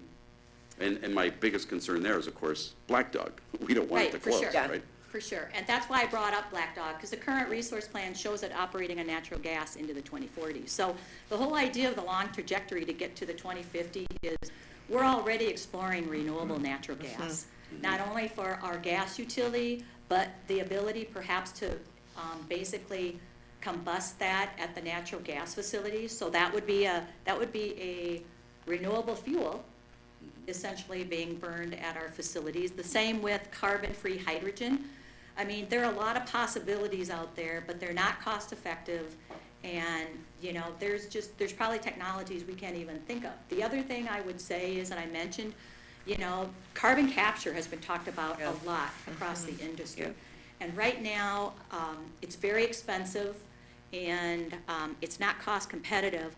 But if there could be breakthroughs in carbon capture, where you capture the carbon, you bury it down into thousands of feet of ground, or whatever the case may be, I'm not a technical person, but those are the opportunities to continue to use Black Dog, and it's just using a renewable or carbon-free technology. Sure. The cost piece, right? In this plan, I guess, what users, you know, which everybody, you know, how can you avoid what we're experiencing with gas prices? How can you ensure the cost of energy will remain under control and not see any kind of skyrocketing rates as a result of this plan? I mean, there's a lot of theories that plans like this are going to have to drive rates up. And that may be a misnomer, but it's a popular belief. Well, I think our response would be that we put together a plan that's very diverse. It draws on a lot of different resources. It is using a long horizon to get to our goals. We have an expansive and growing portfolio of conservation and DSM programs. So to the extent that some rates at times have to increase, we have got lots of programs that we work with our customers on to reduce their bills. Their rate might have gone up, but we have programs that can reduce their overall bills. So we're proud of that program and we're very good at it. You know, we are adding significant amounts of renewables on this earlier time frame, and there are some upfront costs with that, but when they get built and operational, their fuel cost is zero. I mean, and we have a lot of fuel costs running through our fuel clause adjustment, and it will be zero for wind and solar. So it's not to say that prices aren't going to go up, but we believe we have the best plan to manage those price increases and to keep it reliable, et cetera, especially when you look at other groups who are very active in saying, maybe we can get there by 2040, or maybe we can get there by eliminating a certain technology, that we think we have the best plan in place because it's the most well-balanced, and we have affordability and reliability top of mind as we're trying to go through the carbon vision and stuff. So I don't know if that answered your questions, but I feel like we have used experts and we have thought long and hard and worked with stakeholders and figured out the best plan, and we don't think there's a better plan out there right now, personally. But On the reliability point that you made, and that did answer my question, I mean, a lot of this is reassurance in many ways of what's going on and what's being done. That Star Tribune article was predicting some blackouts. Why do you think that prediction has been made for Minnesota? We know down south with the latest heat waves that they're going to be facing that. We don't necessarily have, you know, the type of weather patterns predicted that it's going to be, you know, a Texas type of heat wave in Minnesota. So I guess how would you address the prediction that people are going to experience blackouts as a result of all of these changes in the energy sources and stability and reliability? well, I think there were some pretty unique circumstances going on down in Texas because some of their renewables weren't going. But I think the biggest thing is their natural gas plants, my understanding is, weren't weatherized. And they experienced some severe weather where their natural gas didn't work. Okay, we know how to work natural gas in Minnesota, et cetera. But to answer your question, you know, we are confident, we plan, and we know that we can meet the needs of our customers, Xcel Energy customers, let's say in Minnesota. But keep in mind, we're a part of this larger regional grid, okay? We can't say that all utilities plan as well as we do. I mean, we know that we can meet our needs. But if there is an emergency in this large regional grid, and if the governing body, MISO, tells us we need to do X to preserve the stability of the entire grid, because much worse things could happen if certain utilities don't take certain actions to keep the whole grid together, we're obligated to do that because we're a part of that organization and stuff. But we feel confident. We've done the planning and we've got the capacity for our customers, but we are part of a larger regional grid and we have to react to what's happening in the entire grid. I'm glad you brought that up, and that's the last of my questions, but back in, I think, 03 or 04, I went through the State Chamber's leadership program, and we took a trip up north to the taconite mining and the energy industry, and there was the rude awakening for me, that I learned that just-in-time delivery was very much the energy industry. That my perception that there was storage facilities of some sort or some sort of backup, that when the peak demands come, there is only so much that can be produced within that grid, and that you are all interdependent on each other to maintain that grid. And that was some scary news. I mean, that was not something that I ever fathomed is how the system worked. And so I'm glad you brought that up, because that's a good point, I think, for everyone who watches this meeting to dig in and learn more about how our energy grid and energy supplies operate because I think there's a lot of assumptions by most Americans who are not aware, and they're just frustrated when brownouts or blackouts come around. Yep, understood. And don't understand how in the world could this, how do we let this happen, right? And it's part of that bigger, broader, that we're not going to have a discussion here tonight about the energy policy and how our system is built. But thank you so much for all the information. Thank you. Councilmember Schultz, hand is up. Councilmember Schultz. Hi, I really appreciate the presentation, and I join you in hoping that there are technologies that help push this forward, and really, that there's technologies that we're not even aware of right now. One of my concerns is in our sustainability plan and how we approach sustainability in our city, it's not just about the environment or energy or that type of thing. Sustainability is also about human beings. And one of the technologies that I hope advances past a point of some truly awful practices that are happening right now is in solar. And the fact that much of our solar, our panels and our technology is coming from China, and most of that is based off of slavery, particularly child slavery. So when we are talking about sustainability and hopes for the future and technology, that is one area that I hope we develop past. And I don't want us to lose sight of the fact that our sustainability aims are coming at a very dire human cost right now. So something I could just respond to that, we have our corporate, our investor relations, our corporate governance group. They are very much in tune with the slave labor, and I believe and I can get back to you on this, council member, but I believe we actually do research to make sure that at least where our panels are coming from, that it is not coming from the slave labor group. I'm almost positive that's the case, and I can provide some information to you on that. It's true. Okay. Okay. Very good. She said it's true. Yeah, it's true. So, yeah, we do research, and we don't procure those panels that are being put together by slave labor. So I like what you're presenting, because it does help us with our sustainability plan and for the city of Burnsville. And as I spoke with you before, and also what we have shared with the group that is my CEO roundtable group, and right now what we have captured and have achieved, as Ryan has spoken to earlier, is only what municipal government has done in our work. And I had asked our businesses if they would partner with us so that we have a community-wide effort on sustainability, whether it's green gas house reduction or anything else. And I know that the work that has been done at Black Dog has helped Burnsville, but we have not captured all of that.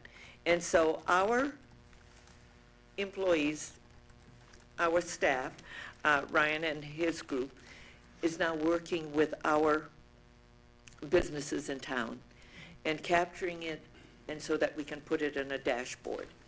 And as I spoke with you, I wanted to get all of that from Black Dog, because you said, do you want all of Xcel Energy? I said, no, just Black Dog and the efforts that's going on there, that it has an impact on our sustainability plan, and to get a good picture of what we're doing in our city, because we're doing a lot. And we haven't captured what our residents are doing, and we haven't captured what our businesses are doing. And so we're beginning that work now. So I can respond to that. Yeah. So We put together community energy reports for most of the cities that Excel serves. So for example, this is the 2020 report, and what it does is it highlights for keep in mind, we don't serve all of Burnsville, right? We've got about 7,000. We wish we served all of Burnsville, but we only serve about 7,000 But I customers. thank you for all of the work that you're doing in transitioning all of the lights that we have that you own to LED, because that has helped us in reducing a lot of our greenhouse gas emissions. But we can provide data to you.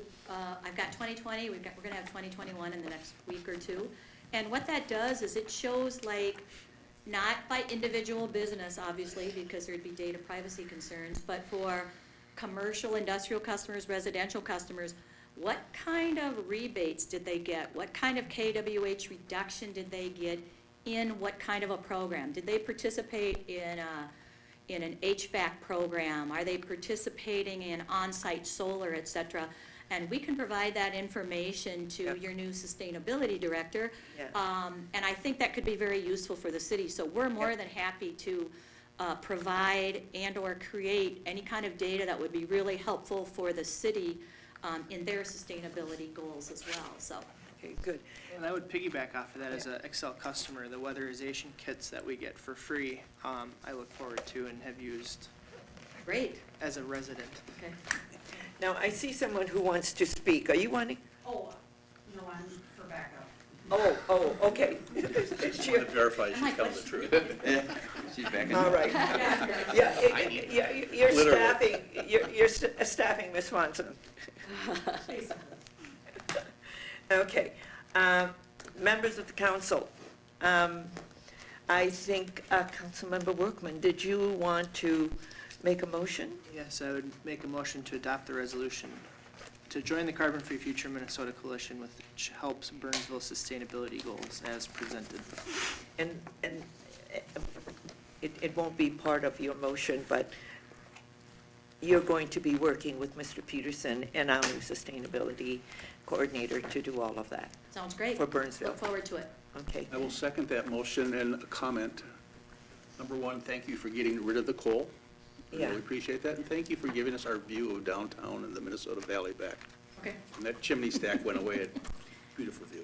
You know, the mayor kind of liked that chimney. I know. You know, Yeah. so anyway, but Yeah. no, glad to hear it. Thank you. But at least we have a short stack, and not a big stack. Exactly. Yeah. Okay, there is a motion and a second. The clerk, take the roll, please. Gustafson. Aye. Couts. Aye. Keeley. Aye. Schultz. Yes. Workman. Aye. Okay, and the motion passes. Thank you. Thank you very much. Thank you. Okay. The next item is, on the agenda is the application of Scott Hemingway of the Geneva Suites for a variance for reasonable accommodation to allow a residential dwelling group home as defined and licensed by the state of Minnesota to accommodate 10 persons as opposed to the 6 persons permitted by city code in an existing single-family home located at 3108 Fox Point Circle. Mrs. Madden. Thank you, Madam Mayor. Good evening again, members of the council. So as stated, a variance application is before you on your agenda this evening. So as an overview of the application, the Geneva Suites is an organization that operates within the city of Burnsville, as well as the region that provides residential or senior care group home care within residential neighborhoods. The request for the variance is for up to 10 residents as opposed to the 6 that's permitted by city code. The subject site itself, in which the variance is proposed, is a property zoned 1.18 acre property zoned R1 single-family residential and guided as low-density residential within the comprehensive plan. There is an existing home on the property, approximately 5,100 finished square feet. For the variance considerations, the variance guideline policy indicates 8 positive, 6 negative, and 5 that were non-applicable. The city attorney did provide comments on the application regarding evaluating the request for reasonableness, accommodation of residents with disabilities, and enhancement of quality of life for residents, which is included in your background report. The Planning Commission did host a public hearing on this application on May 23rd. There were 10 residents that spoke against the application during the hearing. While the majority of the messages did not really indicate against the proposed use in concept, which is that permitted 6 residents, the focus of the comments really was on the variance portion of the application and the request for additional residents at the facility. The Planning Commission, when discussing the application, did express some concerns with the request. Concerns for possible financial considerations of the variance, and that the variance guideline and policy itself may not have been significant enough for that objective approval. So as a result, the Planning Commission did vote 4-0 to recommend denial of the variance request. So that is the recommendation from the Planning Commission. Staff, in consultation with the city attorney, is requesting that the members present their rationale and reason for the decision as the statement for the application, and then direct staff and the city attorney to prepare findings of fact that are consistent with that decision for a next regular meeting for review and approval. Okay. Thank you. Members of the council, there are 4 residents who want to speak. I have watched the Planning Commission meeting and have heard from the residents who spoke, and also the comments that were made by our planning commissions and how they reach their findings and their decision. So, Mr. Leo Mrozek? Yes, please, come to the podium and give us your address and name, please.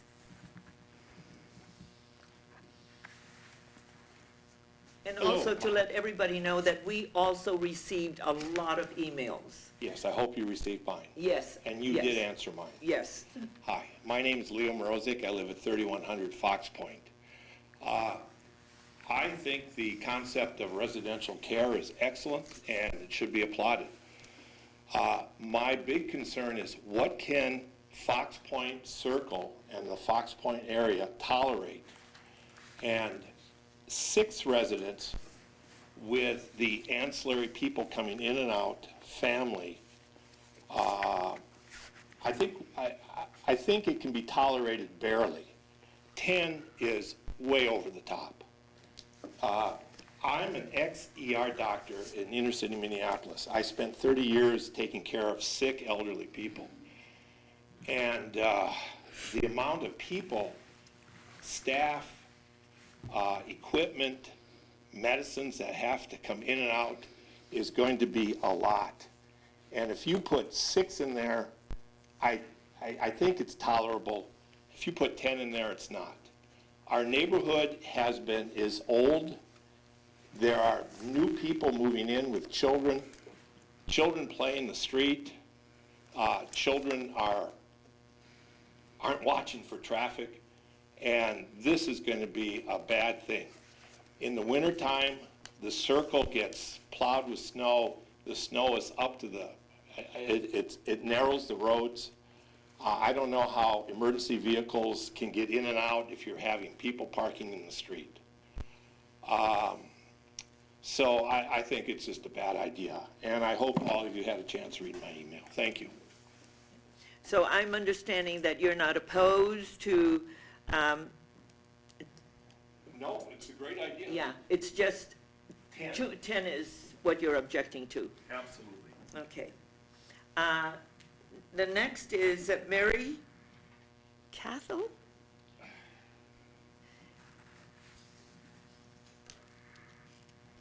Yes, welcome. Hello, I'm Mary Cathall. I live at 3004 Fox Point Road.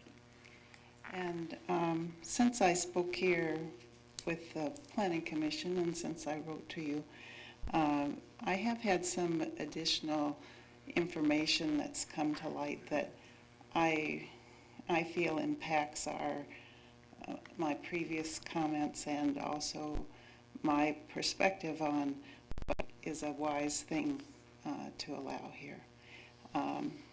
Some of it is that the initial, I also am perfectly fine with quality elder care in a residential setting. And I think we could accommodate the 6-person level with some difficulty, but I think it's something that's doable.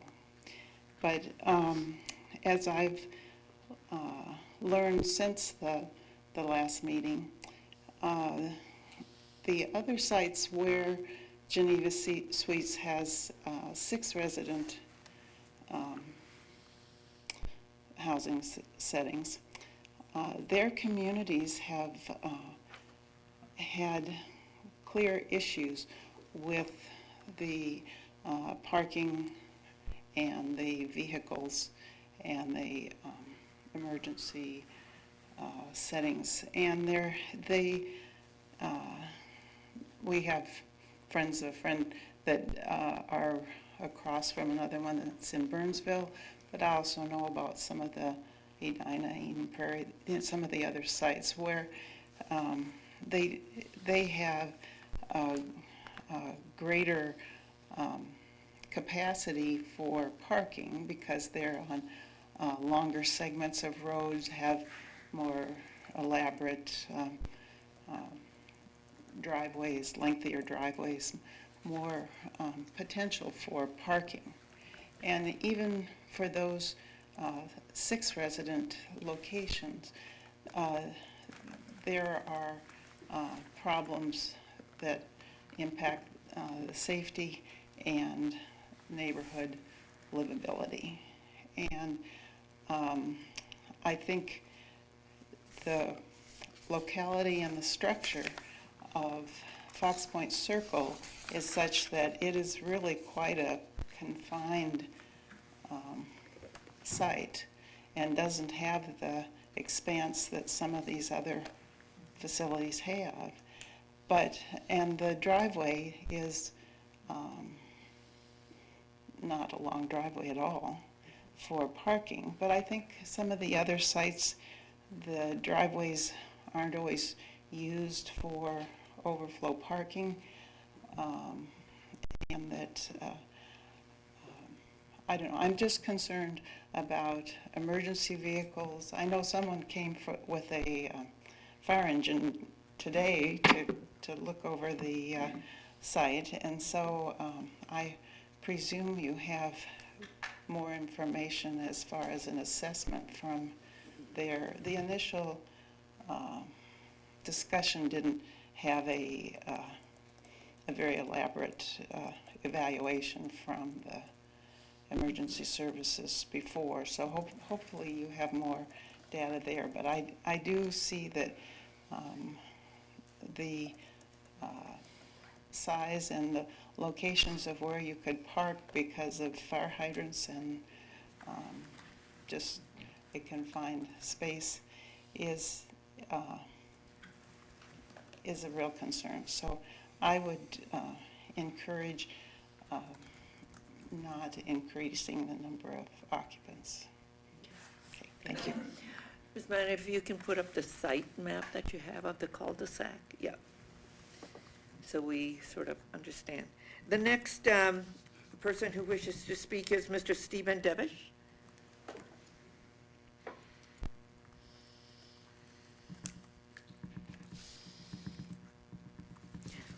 Good evening. Good evening. Madam Mayor, members of the City Council, I'm Steve Devich. I live at 3009 Fox Point Road in Burnsville. I spoke at the Planning Commission, and you know, I assume that you've all heard the testimony that occurred at the Planning Commission, and I'm not here to repeat things that you've already heard. I just want to say that when you look at Minnesota Statute 45A.1172, it talks about these kinds of residents, and it talks about 6 or fewer. And I do believe that the legislature, in their wisdom, when they looked at these facilities, realized that in Minnesota, when you talk about group homes and neighborhoods, it's not a one-size-shoe-fits-all. All of our municipalities in Minnesota are different. They were designed at different times. There's different yard widths. There are different road widths. There are all kinds of different things that make each community and each neighborhood unique. It's a permissive statute, as you well know. If a city council wants to change an ordinance to allow more than 6, based on what they feel are the conditions that would warrant that, they could do it.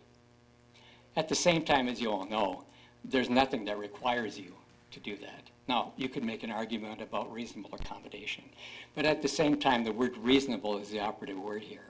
You have to look at the neighborhood. You have to look at Fox Point Circle. You have to look at that home. And the argument could be made, well, it's a big home. We could fit 10 people in there. I don't know, maybe they could fit 12. I don't know. To me, that's not relevant. To me, that speaks to the financial gain of that facility more than anything. And it does not fit the other ancillary services and needs of that facility once it's established. And I think what you're looking at is balancing what they're asking for, which I believe is really financial in basis, versus what it's going to do to an established neighborhood, and what the intent of the statute was. I know in the past, Burnsville has one time granted an additional up to, I believe, 8 occupants. I don't know exactly what that looked like in that particular facility. But I can tell you, again, that if you looked at a group home in Richfield, which would be something I'm very familiar with, as opposed to somewhere on one of the 4th or 5th burbs out, there's a whole lot of difference of how those communities are constructed and what it could accommodate and what the neighborhoods could accommodate.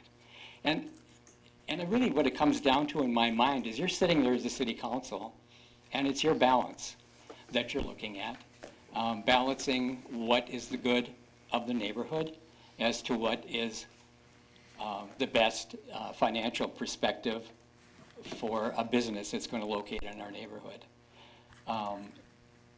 As I've said many times, and you all know, and I just make sure the public knows, that when you grant a variance is forever.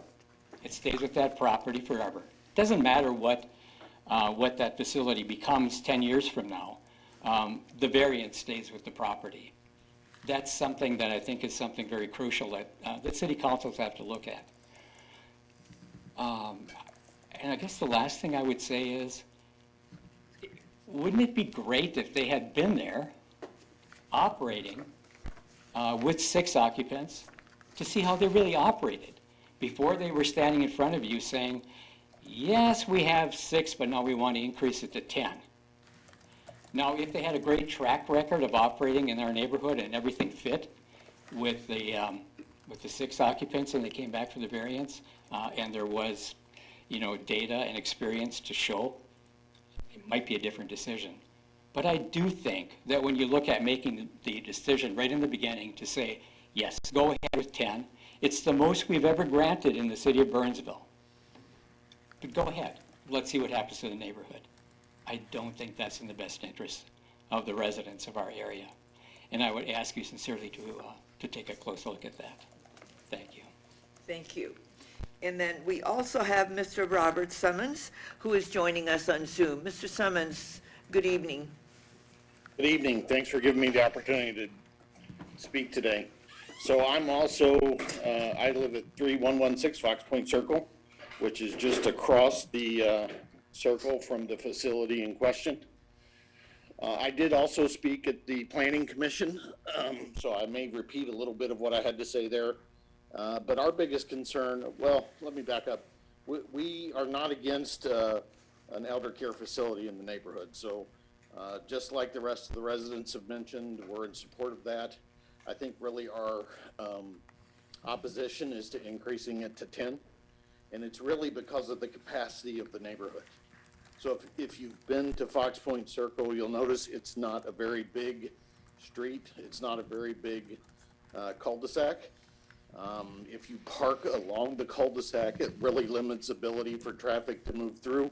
particularly commercial vehicles, ambulances, fire trucks, the dump trucks, et cetera. So anything else, if there's any parking on the circle at all, it really impedes that. So the house has parking for about 3 vehicles, and those vehicles, my understanding would be really the staff. So any additional services that would come in for food delivery, any other care that the residents may need for therapy, et cetera, all that would be street parking. So the additional load on the community, as we said earlier, for 6 is, we think it's probably tolerable. We don't really know for sure, but going to 10 really makes us nervous, both from the traffic perspective, for parking, and for the safety of the kids in the neighborhood, right? Because this is like I said, a very small cul-de-sac. The kids play there from time to time. There is some traffic coming through it already, so there's some concerns there. So it's really about the safety along the street and the parking and what that will do to the neighborhood long term. So that's really what our concerns are, moving it from 6 to 10. Thank you so much for your remarks this evening. Thank you. Members of the council? Yes, okay. Okay, I just have who signed in, but please come up and give us your name and address for the record. And yes, and I say, yes, be careful.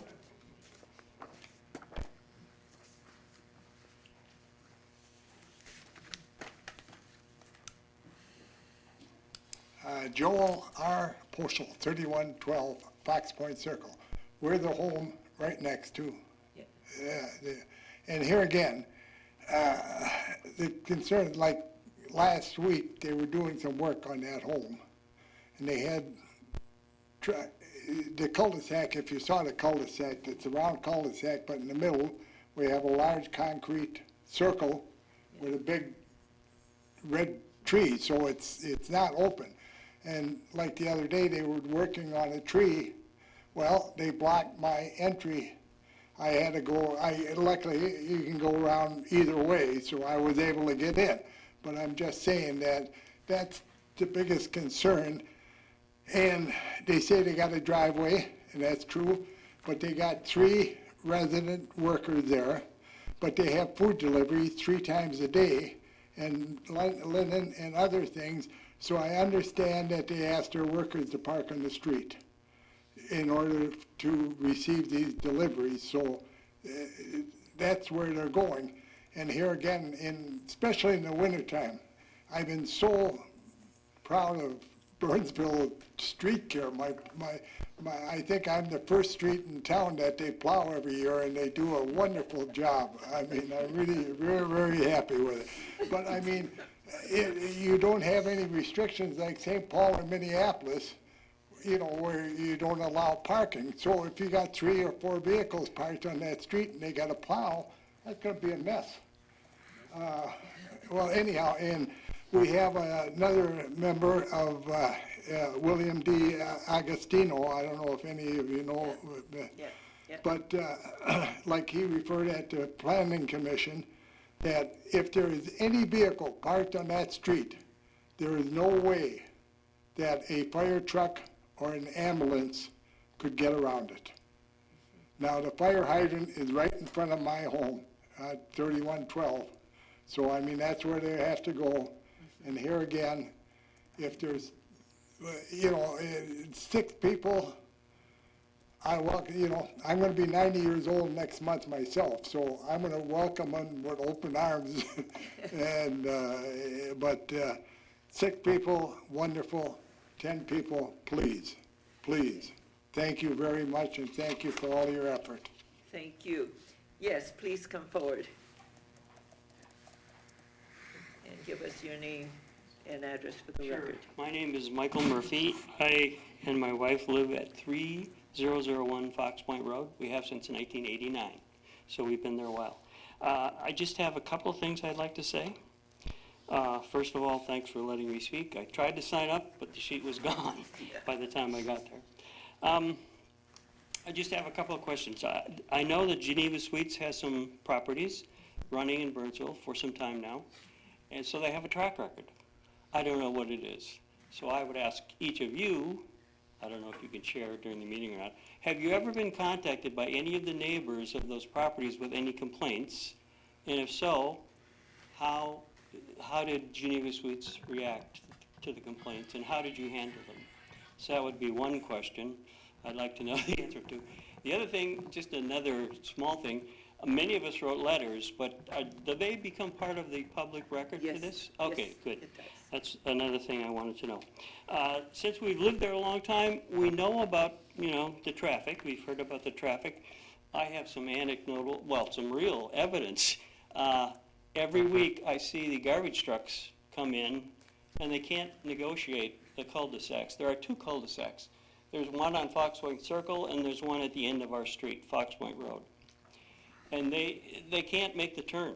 So the only way they can get around is to pull in part of the way, back up, reorient themselves, and finally do that a couple of times, and they can get out. The other thing is when our children were going to the schools, we're past that age now, but when they did, the city or the school district said, your street is too hard to navigate. Your kids have to walk up the block and pick up the bus at the top of, Cedar Bridge Avenue and Fox Point Road. Now, this is not a big concern, and it certainly was good exercise for them.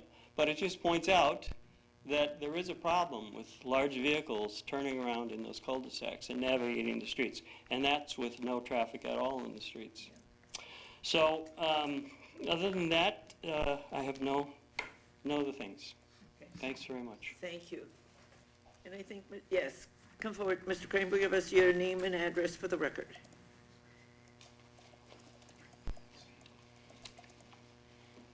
My name's Ron Kramer at 3001 Chandler Court. And I'll be quick here. I agree with everybody what they mentioned here. The circle's not big enough for the traffic. And in the city ordinance and state statutes is 6 per in a residential area. And I don't know what the reasoning for that was when they passed these ordinances.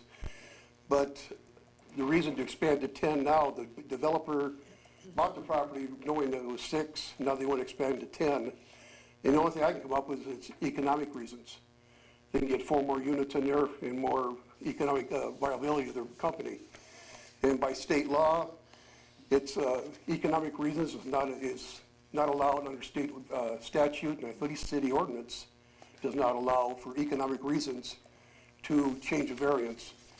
This one is, if it's out of the owner's control, like a tree is in the way, or they want to be closer to a property line, stuff like that, that's something you can, justify.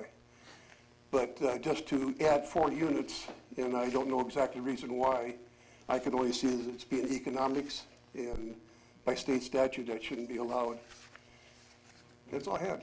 I want to be quick. Don't leave yet, because I think you're still the president of the association? Yes, I am. Okay. Mrs. Madden and everyone, when Mr. Hemingway came and asked us if they can go forward and do this, I know that I said, you need to talk with the neighborhood. Because for me, everybody, we need to live in harmony together, and everyone is welcome. Now, we do know that 6 is what state statute says that can be done, and it's been done in Burnsville in 2 locations, one at Wildwood Court and the other one at Frontier Lane. And that's, Frontier Lane is 4,000 square feet, and Wildwood Court is 4,500 square feet. And so, and they fit well with 6. This one is a little over 5,000 square feet. Is that correct, Mrs. Madden? That's correct. Okay. So I look at that, and I'm wondering how you all had that discussion with Mr. Hemingway with regard to his desire to go to 10. I have not discussed it with this Was gentleman at all, there no. not a neighborhood I conversation? wasn't involved with it. People on Fox Point might have been. We didn't get invited. My understanding. Okay, come to the podium, please. Sorry. Because I said that you need to have a conversation Yes, with and I'm not blaming, Mr. Hemingway. no. My understanding was, so we didn't get invited. We had no knowledge of this meeting. So we didn't get invited. After the fact, we heard that the city of Burnsville gave them a list of people that should be invited to the meeting. Unfortunately, we didn't make it, maybe because we live on the other side of Fox Point Road, not the closest side. But in any case, we didn't know about the meeting, we didn't attend the meeting, we would have attended the meeting. Okay. All right. Good to know. Thank you. Did We'll wait till anybody in here attended that meeting? Okay. Mr. Morozek, can you come back? Sure. Yeah. Anyway, I just want to say I am in support of the 6 units. I got no problem with that whatsoever, but I think the rest of it wasn't allowed by statute. Okay. Thank you. Thank you. Hi, Leo Mrozik, 3100 Fox Point. The meeting was more of an informational meeting than anything else. It told us how the residential facility functioned and how they brought in food and et cetera. It was cordial, and my understanding was that 6 was, I got there a little late, so I didn't know that they were going to have this, they were trying to get a variance for 10. And my impression was that 6 was okay, and I welcome it. Okay. Thank you. All right. Council members. Councilmember Gustafson. Thank you, Madam Mayor. I have a question, and I want to make a statement, I guess.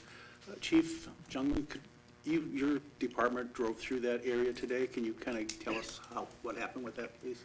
Chief Yeah, Jungman. Madam Mayor and Council, yeah, we had the opportunity to drive through there with our ladder truck, which is our largest vehicle today, and there were actually 3 vehicles parked in the cul-de-sac at the time, and we were able to make it through that cul-de-sac with only backing up once, which is pretty good, and not really obstructed or had any issues. Thank you. You know, welcome back. You guys have been here before. Last year, when you joined us, you found out that we can't stop group homes from going in the neighborhoods. That's a state statute thing.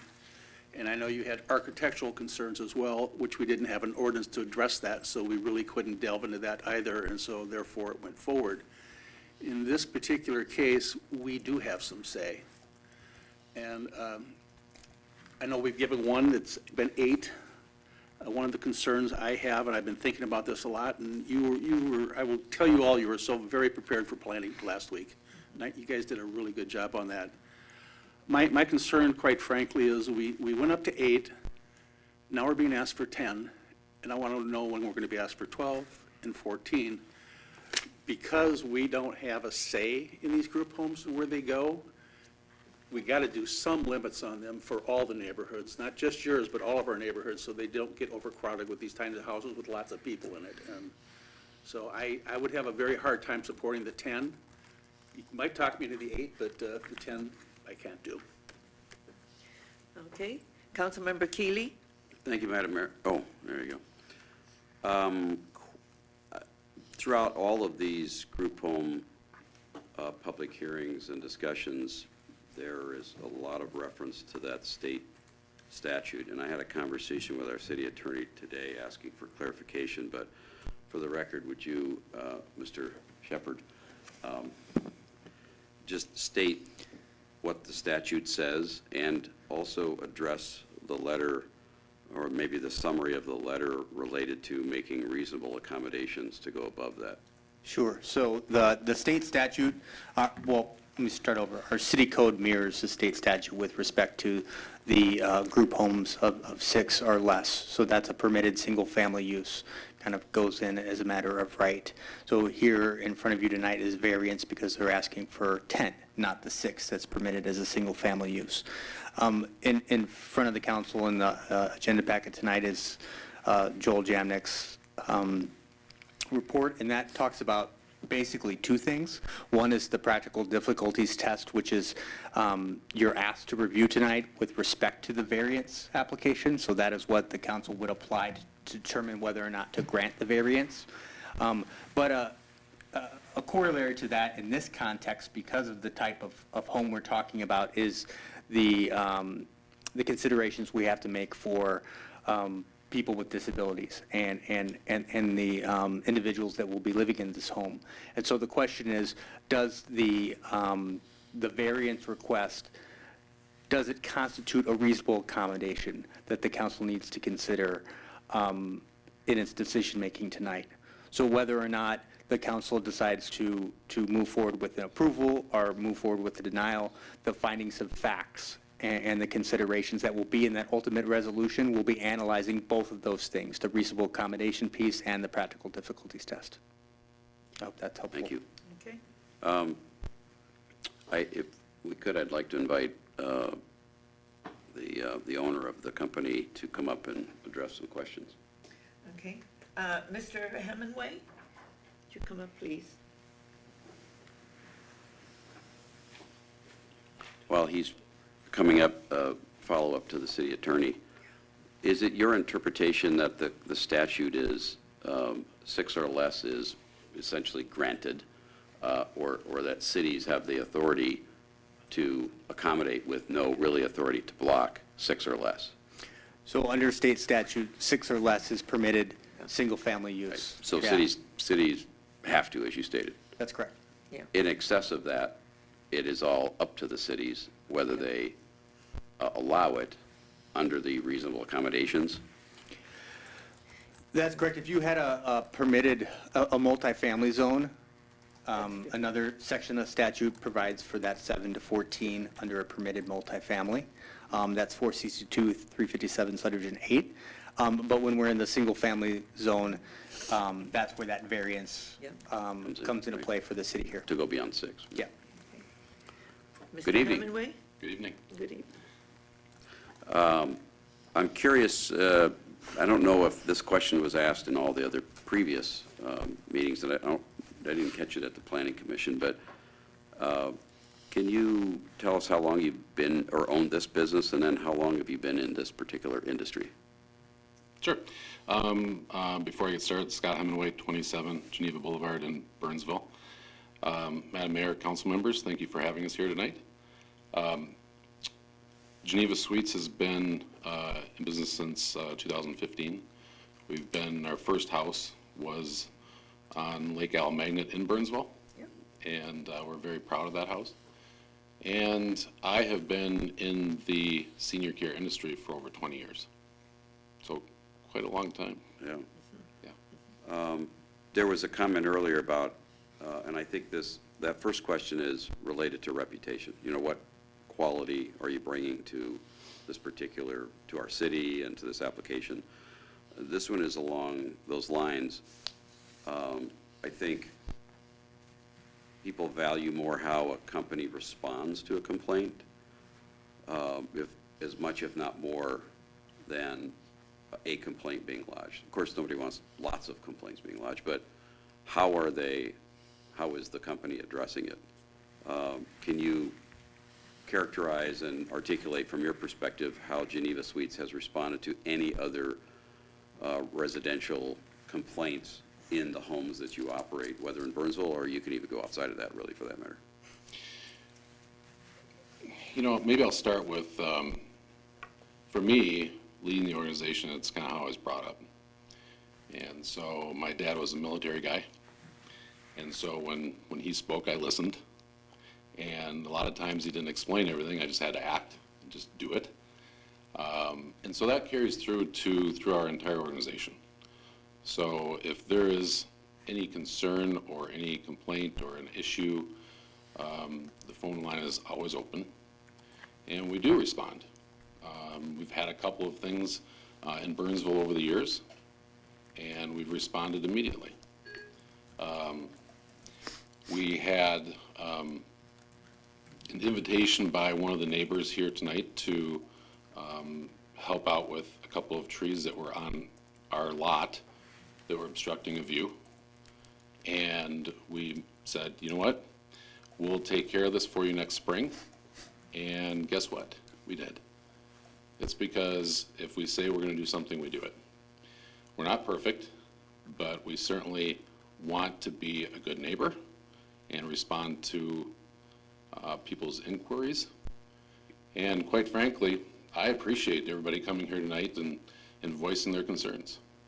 We talked about tonight about 3 deliveries a day. There's actually 2 deliveries a day, whether there's 6 or 10 people. This is really about adding 1 extra caregiver, is what it boils down to. And we have a policy that our caregivers, 2 of the caregivers have to park in the garage. And if there's 3 caregivers there, the 3rd caregiver parks in the driveway. And there is space, but we have 2 deliveries a day. But we do want to be a good neighbor. We will address anything that comes up, as long as we can. Has to be within the law, of course. But we do value the neighbors. I value my neighbors in Burnsville. Again, it's how I grew up. It's what we espouse throughout the entire company. Thank you. There's an interesting dynamic here. You're expanding and opening more caregiving homes, while we're reading across the state and across the industry, especially in Minnesota, a lot of them closing, which is going to displace an enormous amount of people. How are you bucking the trend of the industry, and how are you maintaining, I guess maybe the question is, how can we be assured that you're going to maintain the workforce to be able to continue to add homes and or even have 10 rooms, 10 residents versus 6 in this particular home? Well, it's interesting. COVID was interesting for us, as it was for most people, and especially healthcare institutions and other homes out there. We did not experience any deaths in any of our homes. We've actually experienced through COVID in a decrease in turnover on our staff. And I think a big part of it is our communication and our strong desire to have a connection with our staff. And that goes to if we need to move a car in the driveway, we ask them and they just do it because we have a good connection with them. And so you're right. We've got a little bit of an issue out there with other facilities closing down. And there is a need for more rooms, good quality rooms. And the other thing I wanted to address too is, in all the years that we've been doing this, we've never been cited for parking. And that's because we shouldn't. We've been good neighbors. And, but anyway, I think the point is that sustainability in the senior housing right now is critical. It is, we're talking about 4 residents, just 4, and 1 caregiver. That's it. Our deliveries don't change. The number of times our therapist comes out doesn't change. The maintenance of the house doesn't change. Really, hardly anything changes. There's really very little change when we add 4 residents. And I understand going 10, 12, 14, 16, 18, 20. Part of this is, we want to be good stewards of Burnsville as well, and be a part of and align with the 2040 comprehensive plan. And we understand, we agree. Having, residential home with a ton of residents in it, like 15, 20, that doesn't fit. But again, the house is large enough for it. It fits and aligns with the 2040 comprehensive plan. And we've got an issue out there with number of beds available. So there's articles written all over the place right now about different assisted living facilities turning away people. We have to turn away people. It's hard. Thank you. That's all the questions I have. Okay. Mr. Hemingway, and then I'll get you, I have a question. Yes. because you have 6 at Frontier Lane, 6 at Wildwood, why 10 at this one? I mean, because it's all within 4,000 square feet, 4,500 square feet, this is only 5,000 more. Right. So when I look at, the closest home is probably Wildwood Court.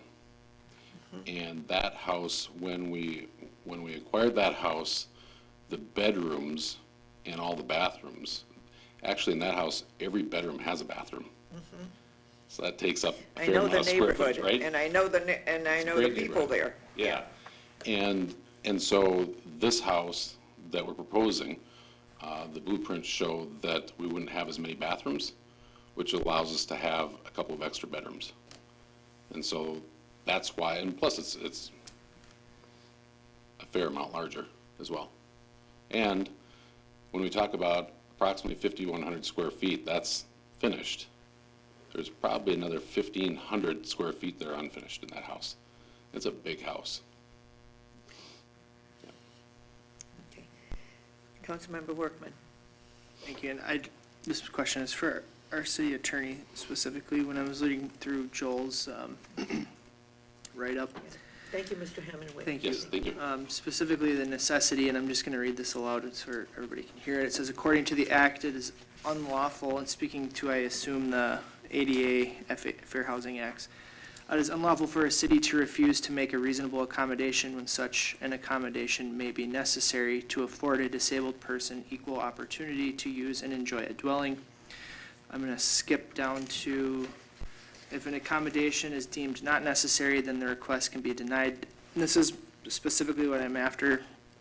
Demonstration that an accommodation is necessary requires a showing that the desired accommodation will affirmatively enhance a disabled person's quality of life by, and I'm not going to try to pronounce ameliorating, but it means bettering the effects of the disability. An accommodation requester must produce sufficient evidence to prove necessity, including specific information regarding economic feasibility and specific therapeutic benefits. So I'm just, in reading through that, I'm failing to connect the dots between enhancing the quality of life of the people that would potentially be living here by expanding the number of residents within the home. If anything, it would seem to me that the less number of people, you could maybe make the argument that an additional nurse might enhance the quality of life, but that only comes with the additional residents. So that's where I'm getting a little hung up. Sure. I think, hopefully what I would say will be helpful, but I think you've hit the nail on the head with respect to this prong and this question, is whether or not that difference between 6 and 10 is necessary to enhance the quality of life of the residents that live there. So that's the question that's really for this council, and then ultimately will be addressed in the resolution, again, in approving or denying. Does that make sense, Councilmember Workman? You're saying you answer it. Well, actually, I know, I'm just teasing. Yeah, six. It does. Yeah. Okay. All right. Any other thoughts, Councilmember Workman? Not specifically after that. That Okay. was kind of where I was getting. Okay, Councilmember Keeley? Thank you, Madam Mayor. I think for me, resolving that is a lot to do with what's driving this. What I read in Joel's letter was a lot to do with the housing crisis that we have today, matched with the statute as it's written. There is a lot of problems in housing these days. And the ADA requirements, the quality of life requirements, the availability. And I think part of it too is, we deal with different types of group homes. And they're not always this good of an applicant per se. And with this type of record. So, our demographic is America's getting older, and we have places closing right now, and I just think that, for me, this has met all the criteria, and I think what pushes it over the line even further for me is Joel's letter. That was very clear to me that reasonable accommodation was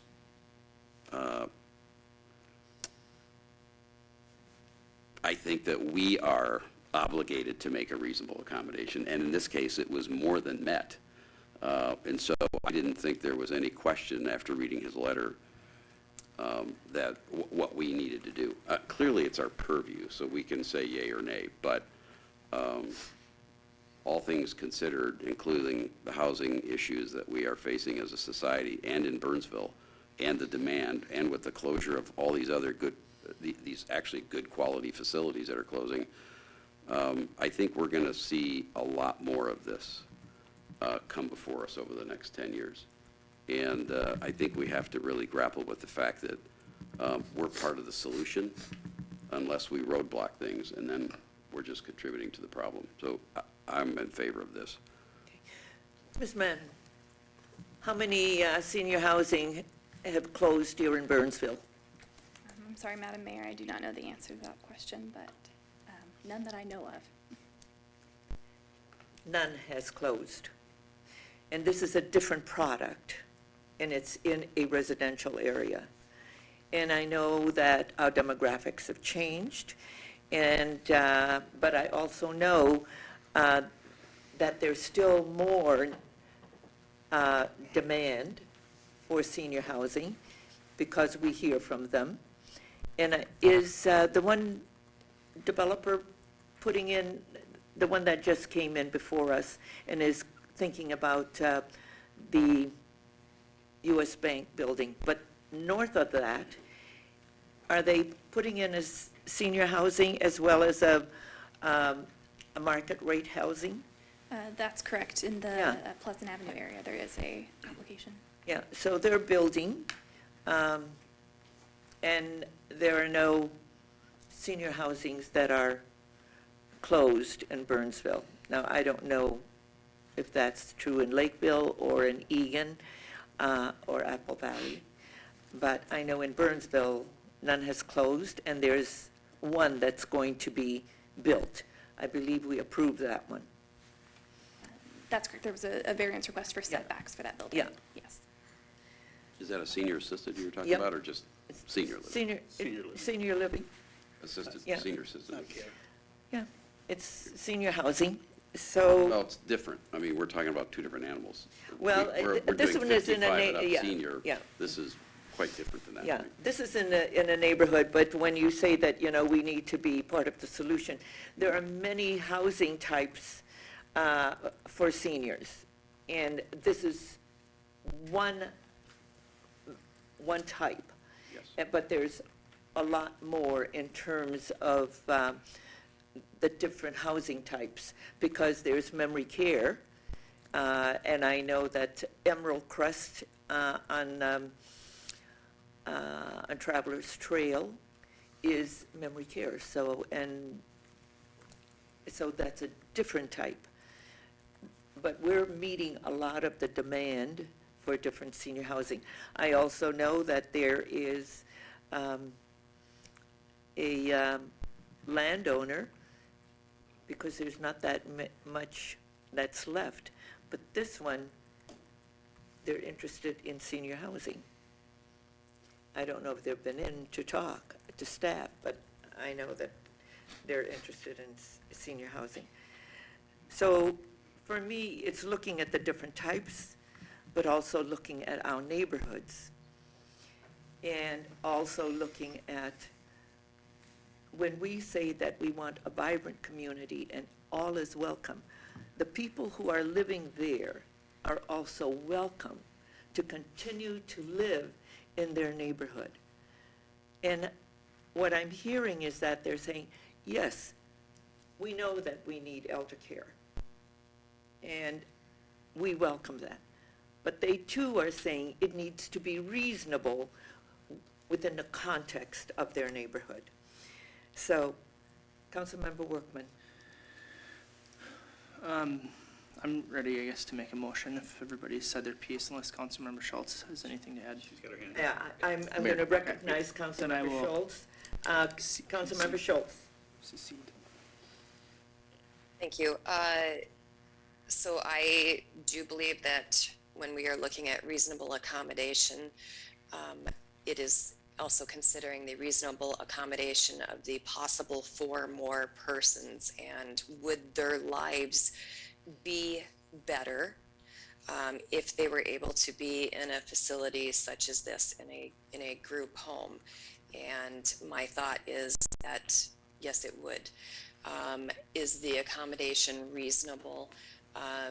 It does appear to make that threshold because the facility, the group home, is saying that they will not need to have more deliveries. The number of deliveries are the same. They're not having a parking issue, nor has this company had a history of parking issues or causing disruption in their community. So if from the outside, the community will not notice the difference between 6 or 10, they have met the threshold for reasonable accommodation for me. Okay. Mr. Lindberg. Madam Mayor, I just queued to make sure that you saw that Councilmember Schultz had raised her hand online. Okay. Yeah, I did notice it. Okay. Councilmember Workman, did you? I can pick up.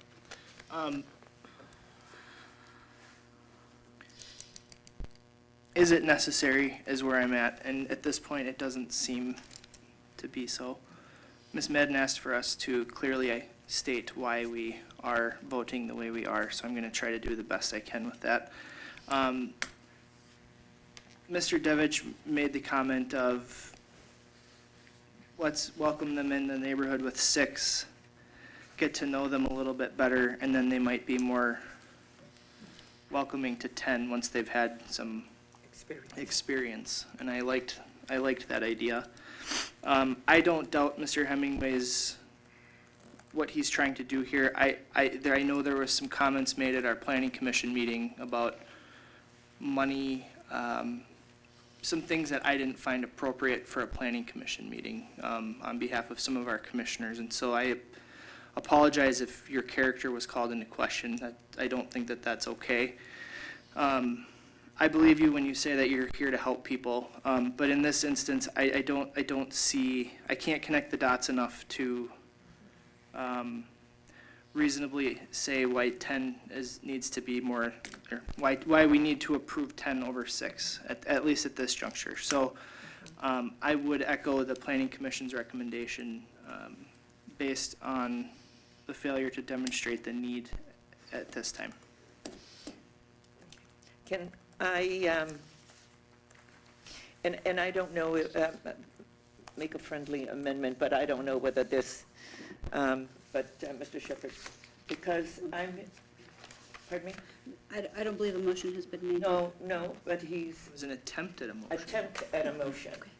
I motion all those things that I said. Yes. But the thing that I'm getting at is that I hear the neighborhood saying 6 is great. And I know that you want us to have findings and to be clear about what we're saying, because I'm hearing Councilmember Workman saying 6 is great, and when you want more after some experience, then let's consider the 10. But it's going to be with the neighborhood having feedback around that. And I like that, because it makes sense, because that takes into consideration the neighborhood and what the neighborhood is saying. So if we're going down this road in terms of what Councilmember Workman is speaking to, would the motion be to deny, or could the motion be to be with 6? Mayor and council, the application in front of you is for 10 on the variance, so it would be. So we're going to go with the 10, so Yeah. then it would be Yeah. for denial. Now, the issue is that if Mr. Hemingway would like to come back, that'll take him 6 months to come back on the same application. So I'm trying to save that. So Well, I don't know if 6 months is sufficient. No, even to come back for a 6. Oh, Because For when 6, we, they don't need our permission anyways. I think 6 is a given administratively. 6 is given administratively, That's correct. so they can do the 6, so they don't have to come before us. Well, then I would hope that we could waive any, applicable fees for the 6, since we've just gone through this, and try to make that path as wide open as possible. I don't know what legally we Yeah, can we don't do know here, that, but that's, Point that's, being, I would like to make sure that the 6 is done Yeah. as quickly and Yeah. efficiently as possible, and I have no doubt that it will, Yeah. but. and that's my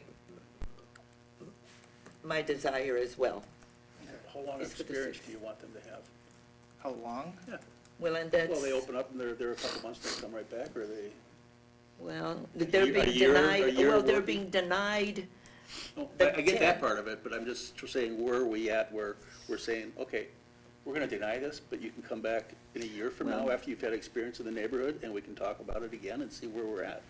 That's what I wanna know, is there a time on that? Yeah, well, we've always done a year. I think we have an attorney who wants to Yeah. talk to me Yeah, about that Mr. one. Shepherd. Mayor and council, I certainly think it's appropriate to suggest that Yeah. path, but in Yeah. terms of the decision in front of the council tonight, I think it needs to be clean. Yeah. And again, And that's as we what talked it about is. the motion, I it get would that be, Yeah, direct Yeah. direct staff to bring back a resolution with findings for denial, if that's the way the council wants to go. So let's deal with what's in front of us right now. yeah. So your motion is to deny? Yes. Okay, there's a motion, and is there a second? I will second that. And there's a motion and a second. Mayor and council, can I Yes. just get some clarification? I just want to make sure that the motion is to direct staff and the Bring city back attorney to bring back findings for findings for denial. denial. Okay. Yes, the motion Final is to bring review. back findings for denial. Okay? Okay, perfect. Everybody has that? Mr. City Manager? I have that, Madam Mayor. Mr. Shepherd, all's clear? All good. Okay, there's a motion and a second. The clerk, please take the roll. Gustafson. Aye. Couts. Aye. Keeley. Nay. Schultz. No. Workman. Aye. And the motion passes. Okay. My hope, Mr. Hemingway, is that, because 6 you can do administratively, and meet with the neighborhood so that you have an understanding of what the concerns are. And I think it was you, Mr. Morozek, you said that, or was it someone else, that said, do the 6, and if you want, yes, Devich, okay. If you want 10, then let's revisit that. Okay. Because I think it's I know what Mr. Hemingway has done in Burnsville, and it's good. For me, it's about the neighborhood, the vibrancy of the neighborhood, that the neighbors also feel that they're still welcomed in their own neighborhood, and that they do welcome Mr. Hemingway and the new residents who are going to be there. So, thank you. It's always very difficult when we do these things. So, thank you, everyone, for all of your participation. Thank you. Okay, the next item on our agenda is the ordinance revising Title III, Chapter 2. Our presenter is our city clerk, Mrs. Collins. Thank you, Madam Mayor, City Council. This evening, we Madam do Mayor. have an ordinance amendment that has been recommended by our Code Review Task Force, and this is to, after their review of Title III, Chapters 2 through 19. As you can see, all of the chapters have been, the reserved ones will be eliminated. Some of the chapters, the licensing was no longer necessary, and they were removed. Yeah. The one chapter that we did retain was Chapter 15 for massage license. The city is, like many other cities, most other cities in this area that do license massage therapists, and this particular chapter had a complete overhaul. as this is still not regulated at the state level. Okay. Any questions for Ms. Collins? Okay. And members of the council, I need a motion, and it needs a supermajority for affirmative votes. Mayor and council, if I may. Yes?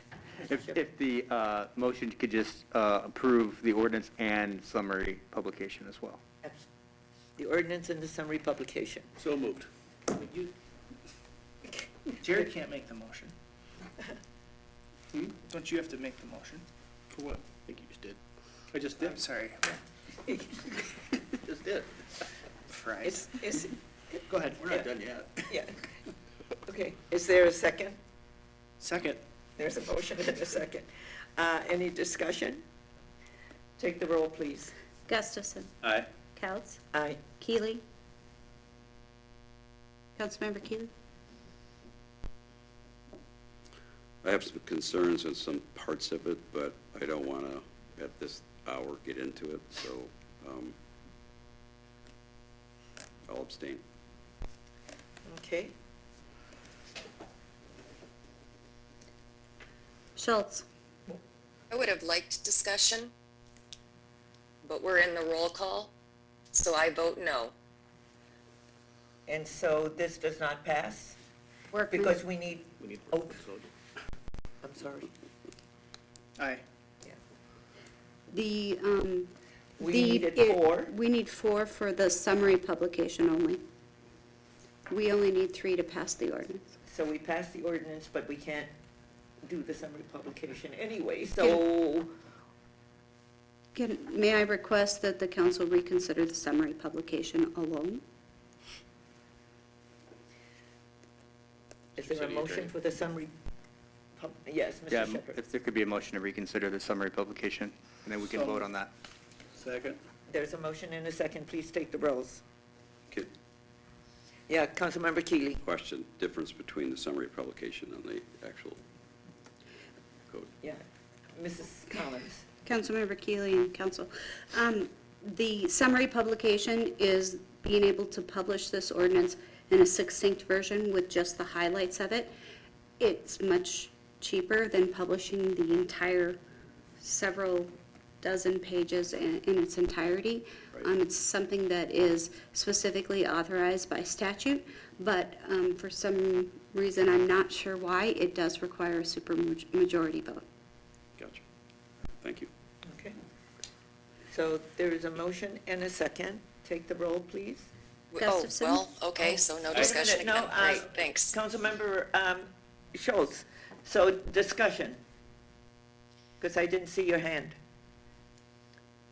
So, on these, and it would be nice to at least highlight what is happening, the parts that have been changed and that type of thing.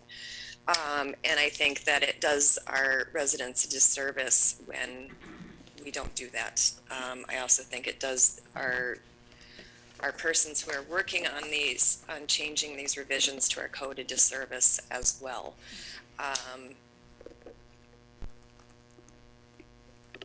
But that ship has sailed, so let's just do it. Okay, this is just a summary publication. And Mr. Shepherd? Yeah, so this motion in front of you is the motion for reconsideration, and then you'll go back and And do it, yeah, to reconsider the, summary publication. the summary, That's correct. yeah. Gustafson? Aye.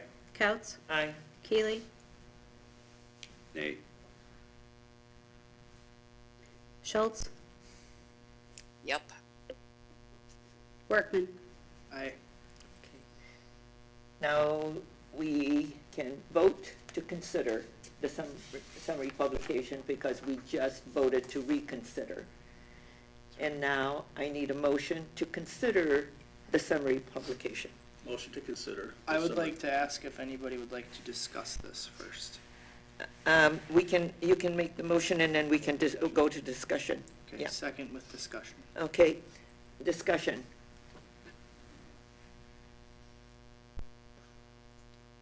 Madam Mayor, Okay, I'm going to go to Councilmember Schultz. Her hand is up. You are not on cue. Yeah, Well, we kind of deviated from that, so yeah, I'll hit the yeah. button. I will yield to Councilmember Keeley and reserve the right to be after him. Okay, Councilmember Keeley. Section 3-15-4, license exceptions. Can someone read Part C as it's proposed? Okay. Councilmember Keeley, can you repeat the section? Sorry, it's, let me get you the page. License No, fee. it's the page. It's 3-15-4, license exceptions. I had a question on C and how it was worded. Persons licensed by, that's what you're getting at. The MN Board of I'll just read it. The Cosmetology and Minnesota Board of Barber Examiners, provided such persons do not hold themselves out as giving massage treatments, and provided the massage is limited to the head, neck, hand to elbow, and foot to knee, and the massage. Is that "and the massage" meant to be there? Because it seemed a little grammatically challenging to try and figure out what it was trying to say.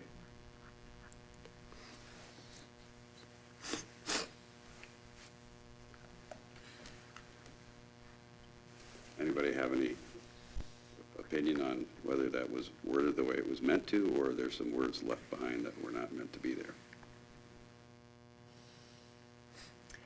It says not holding themselves out as giving massage treatment and provided the massage is limited to the head, neck, hand. So, Seems to me like there should be a period after the word "knee," but then it says "and the massage." And what massage is it referring to?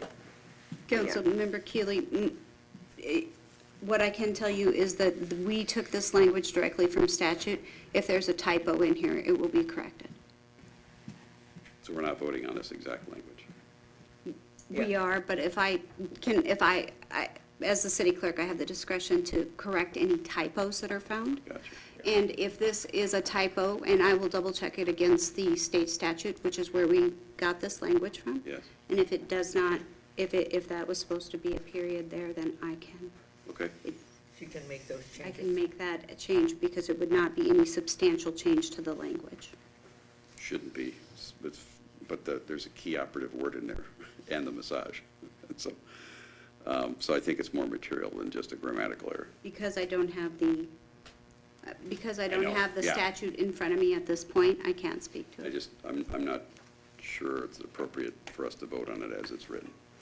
315.5, license applications, Section A, it was added, proof of Minnesota or Wisconsin residency.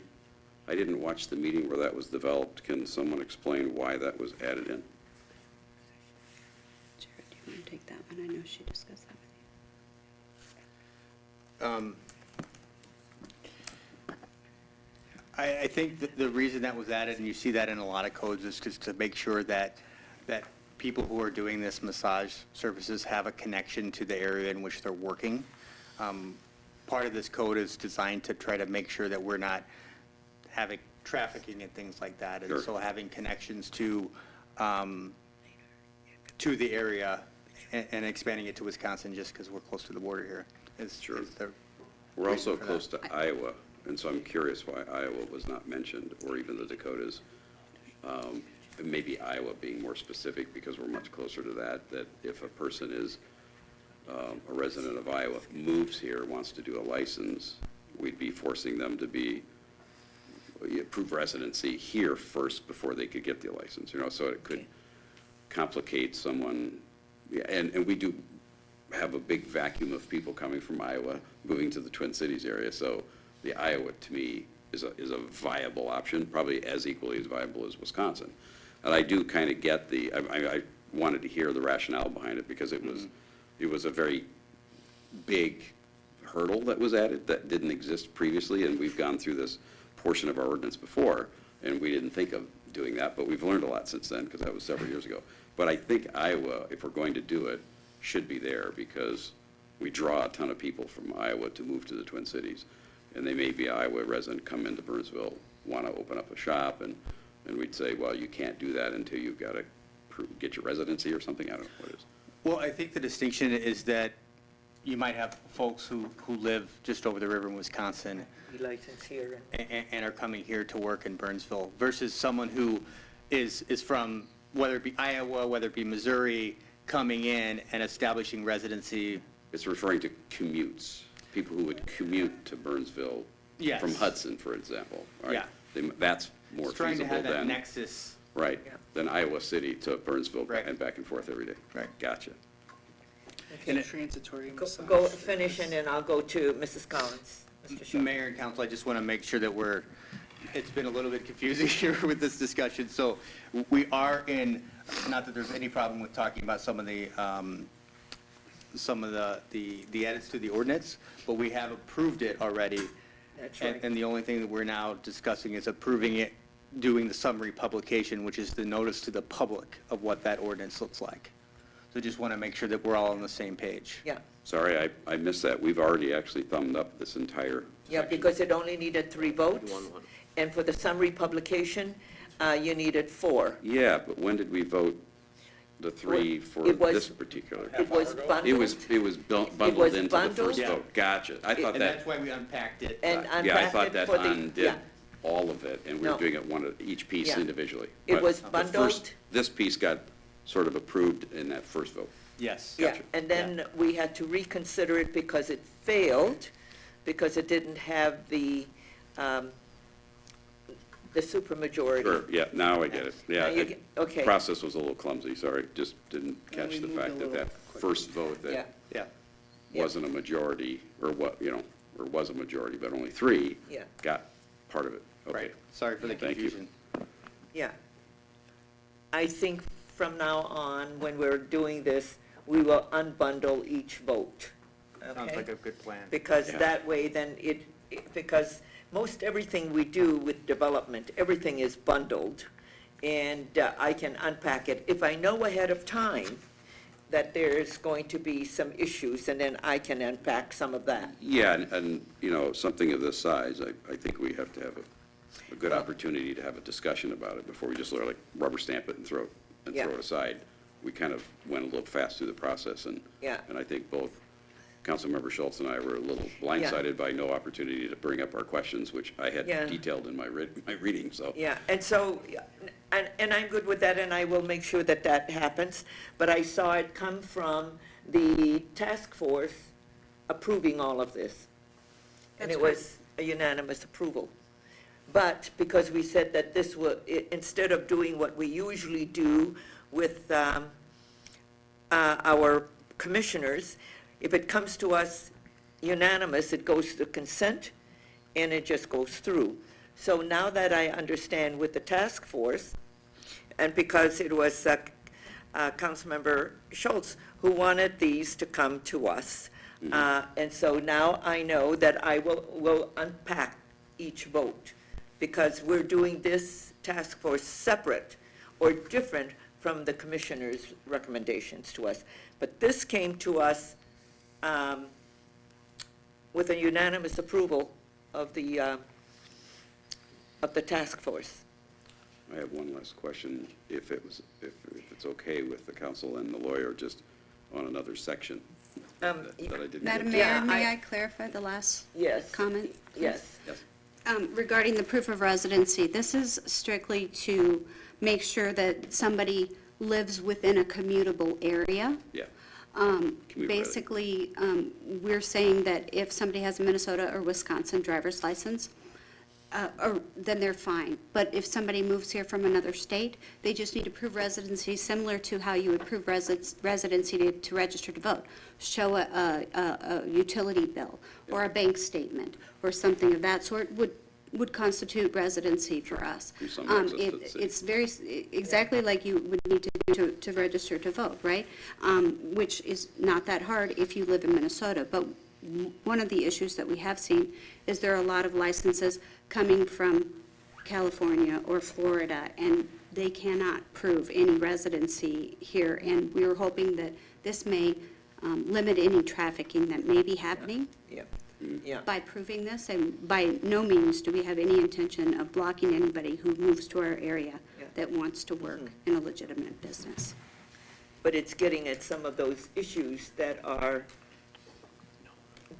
problematic, like Yes. human trafficking issues. It Which would be we've able to catch experienced. some of those instances where we may not catch them otherwise. Yeah. Thank you. And we have caught one business like that. Absolutely. Section 31511, it's on page 7, actually. Yeah. 31511? Yeah, we're striking J and K. J is windows. The exterior windows of the commercial licensed premise must not be 100% opaque during hours that the licensed premise is open for business.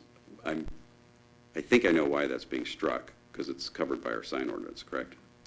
Or is that, is there some other? No, go ahead, Mrs. Collins. Councilmember Keely and City This Council, the J and K were specifically removed because upon review of other neighboring communities, we did not see this as something that they had in their city codes, and we thought it might be overly restrictive, so we wanted to remove it. We also checked in with the inspections, the licensing and code enforcement inspections department, and they saw no issue to keep it. Okay. And then in the restrictions involving minors, no person under the age of 18 shall be permitted at any time to be in or on the licensed premises with a customer, guest, or employee unless accompanied by his or her parent or guardian. So we're taking that restriction out, so there's no parent or guardian needed for someone under 18 to be in there, correct? Councilmember Keely, that's correct. That's correct. This is, the Code Review Task Force brought this up specifically because of someone's experience with a teenage child that had a sports injury and could drive themselves to these appointments, and why would the parent need to sit there and, Sure. Well, and yeah, do that? So upon that, we went out and reviewed to see if other cities did this, a similar restriction on this, and we found none. Thank you. And 18 didn't make any sense. 16, if you know, driver's license would have been a more logical number to have in there in the first place, but thank you. That's all. Okay. Councilmember Schultz, you had yielded your time, and I'm back to you. And I thank you very much for that, Mayor. I realize that this has already passed. I don't have strong objections to any one part of it.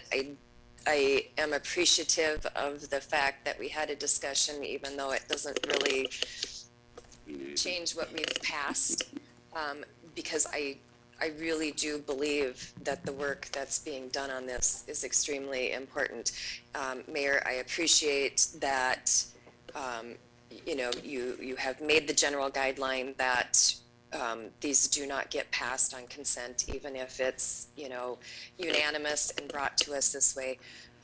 But I do think in the future, highlighting some of the changes that are happening is a very important thing for us to do. So that is all I care to say on that. And So let me understand correctly, and this will help our staff.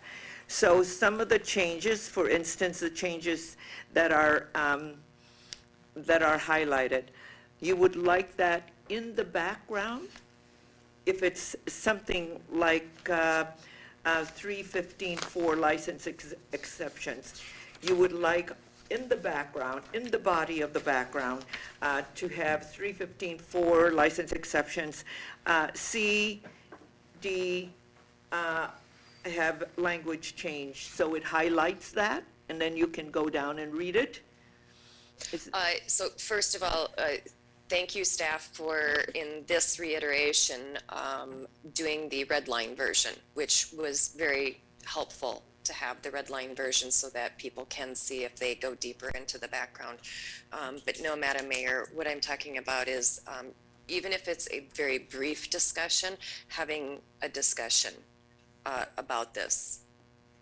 Okay, we will do that as we move forward, and we will unpack the votes on this particular item when it comes to our codes. So we will continue to not follow the procedure that we do with our commissions. So this one usually, all of the, and it's mostly around development. We bundle all of them and vote in block.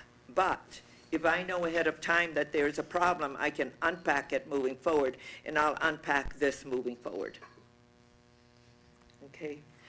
There is a motion on the floor, and the motion on the floor is for the summary ordinance, because we considered it, and now it is being considered.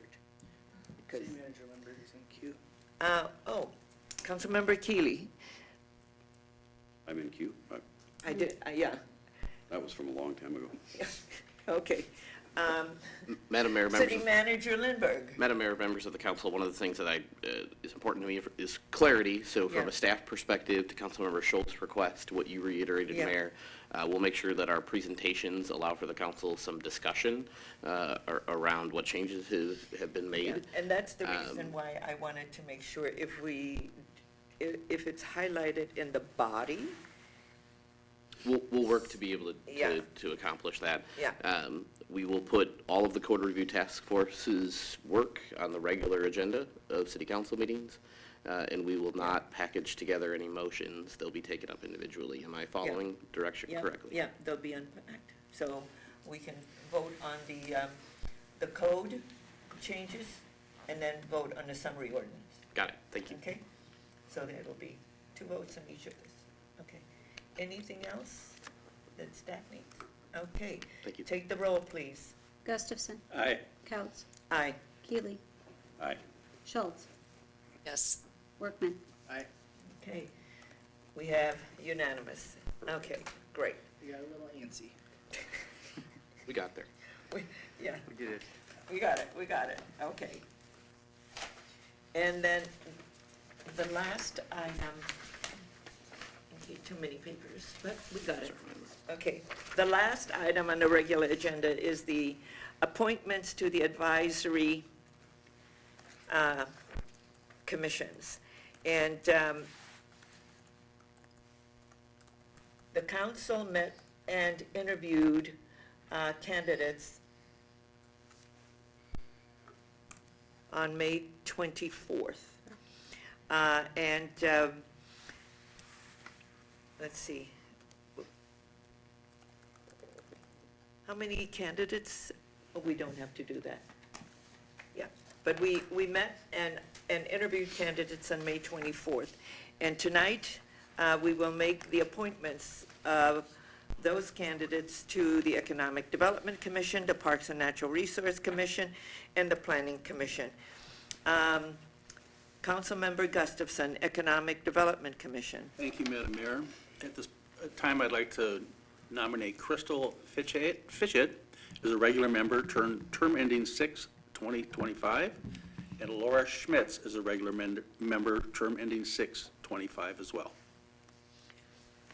There's a motion. Second. You take the roll, please. Gustafson. Aye. Couts. Aye. Keeley. Aye. Schultz. Yes. Workman. Aye. Thank you. Councilmember Workman, the appointments for Parks and Natural Resource Commission, please. Thank you. First person on my list is Shannon, I don't know how to pronounce this. Woolman. Woolman. Regular member, term ending 6/2025.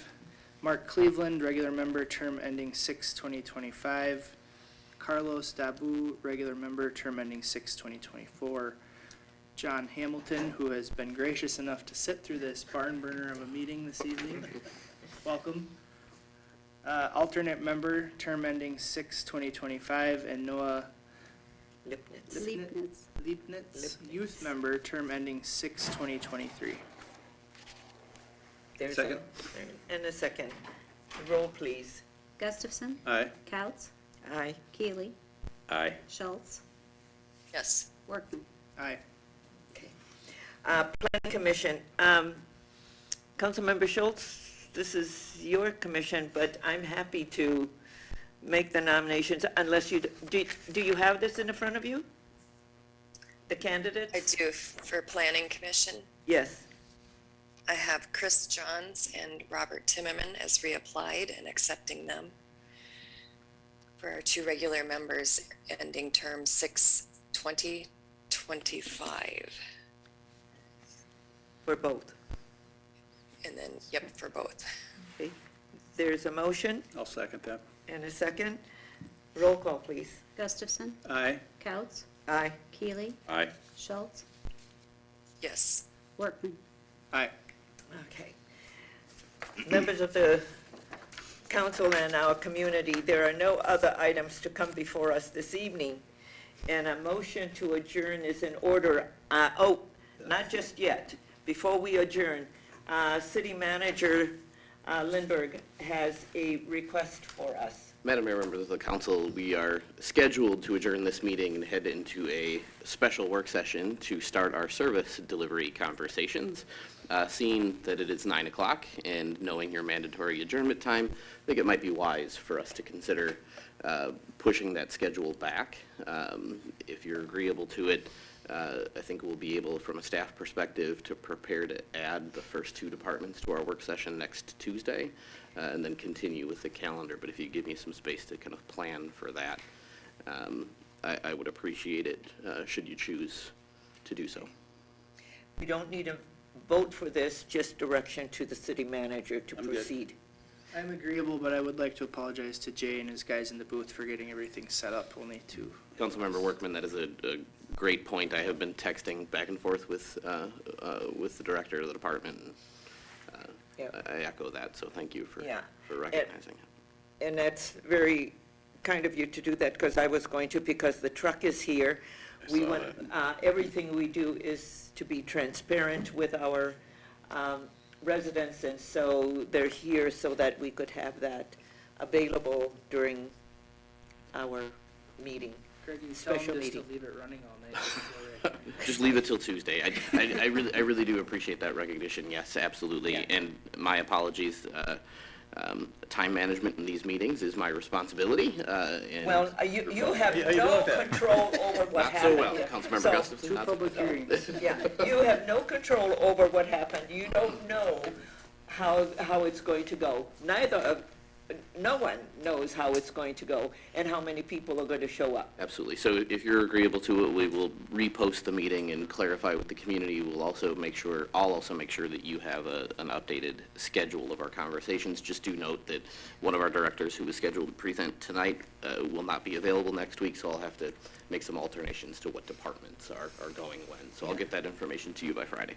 Mr. Lindberg, One presentation tonight. all the things that you and staff are doing to help inform and educate us on all of this is very much appreciated. Now, I'm going to ask you a question. So next Tuesday, Got a million questions. we have a work session. Is the work session You're gonna have to do it. light enough for us to do this? The- Or the- is the work session going to be, because our work sessions are usually packed. Yeah, Madam Mayor, So- that's a good question. We had to move some things around. If you recall, I had communicated with you that we were moving a couple of items to July. So right now, the staff estimate is about an hour and 15 minutes for the regular work session agenda items next week. That's probably a conservative estimate. I think it will be a pretty light agenda, so we should be able to manage meeting times better than this evening, but well, tonight happened, so, but it looks like it will. Is there ever anything like? It's nothing to do with you. This was No. just the Yeah, kind but of, it's something you know, out of stuff that was on the anybody's agenda that control. Takes a while to get through. It happens. Yeah, it happens. It's part of what we do. It's out of anybody's control. Who was scheduled for tonight? I can't remember. Both fire and Fire and- IT And IT. were scheduled for tonight. And I'm certainly open to stay we have time to get one of those in, especially the person who's not going to be here next week. But do we have to do them, do they have to move together, or can we do one? This is emotionally draining what you're doing. Yeah, Like, we're here, He don't care. you yeah, know, we're Yeah. here. It's the council's prerogative. I want to be I'm okay with respectful of your postponing time Yeah. and mandatory adjournment as well, so. yeah. You know, and she's sick. Carrie's not gonna last Yeah. another 2 hours. Councilmember Schultz is sick, and can you not hear her voice? I would also say, Councilmember Keeley, that it's the fire department that I'm probably going to have to move due to schedule. I want to make sure that we give the department enough time and attention. I'm a little concerned that we might be a little burned out tonight, so. Okay. But I would leave that to the council. That's fine. What I I'm just want to, hearing, I don't want to throw it all or nothing if there was an opportunity to do one, but I'm good either way. yeah, what I'm hearing from the council members there is a desire for us to just push it to next week. And then you just have to work on the schedule, We will do that. yeah, with Chief Joking. We will do that. Okay, there is a motion and a second. To adjourn? Nope, we haven't moved to adjourn yet. Huh? Oh, we haven't done the other one. I Oh, interrupted. yeah, Yeah, okay, move to may I adjourn. have a motion to adjourn? I was there. We appoint our planning commissioners? Yes, we did. The Councilmember Schultz did that. You need to go home. Councilmember Schultz did that. That last one. I'll second the motion to adjourn. Okay, roll call, please. Gustafson made the motion, Keeley second. Thank you. Gustafson? Aye. Gallus? Aye. Keeley? Aye. Schultz? Yes. Workman? Aye. We stand adjourned. Thank you for being with us, and good night. You do stand.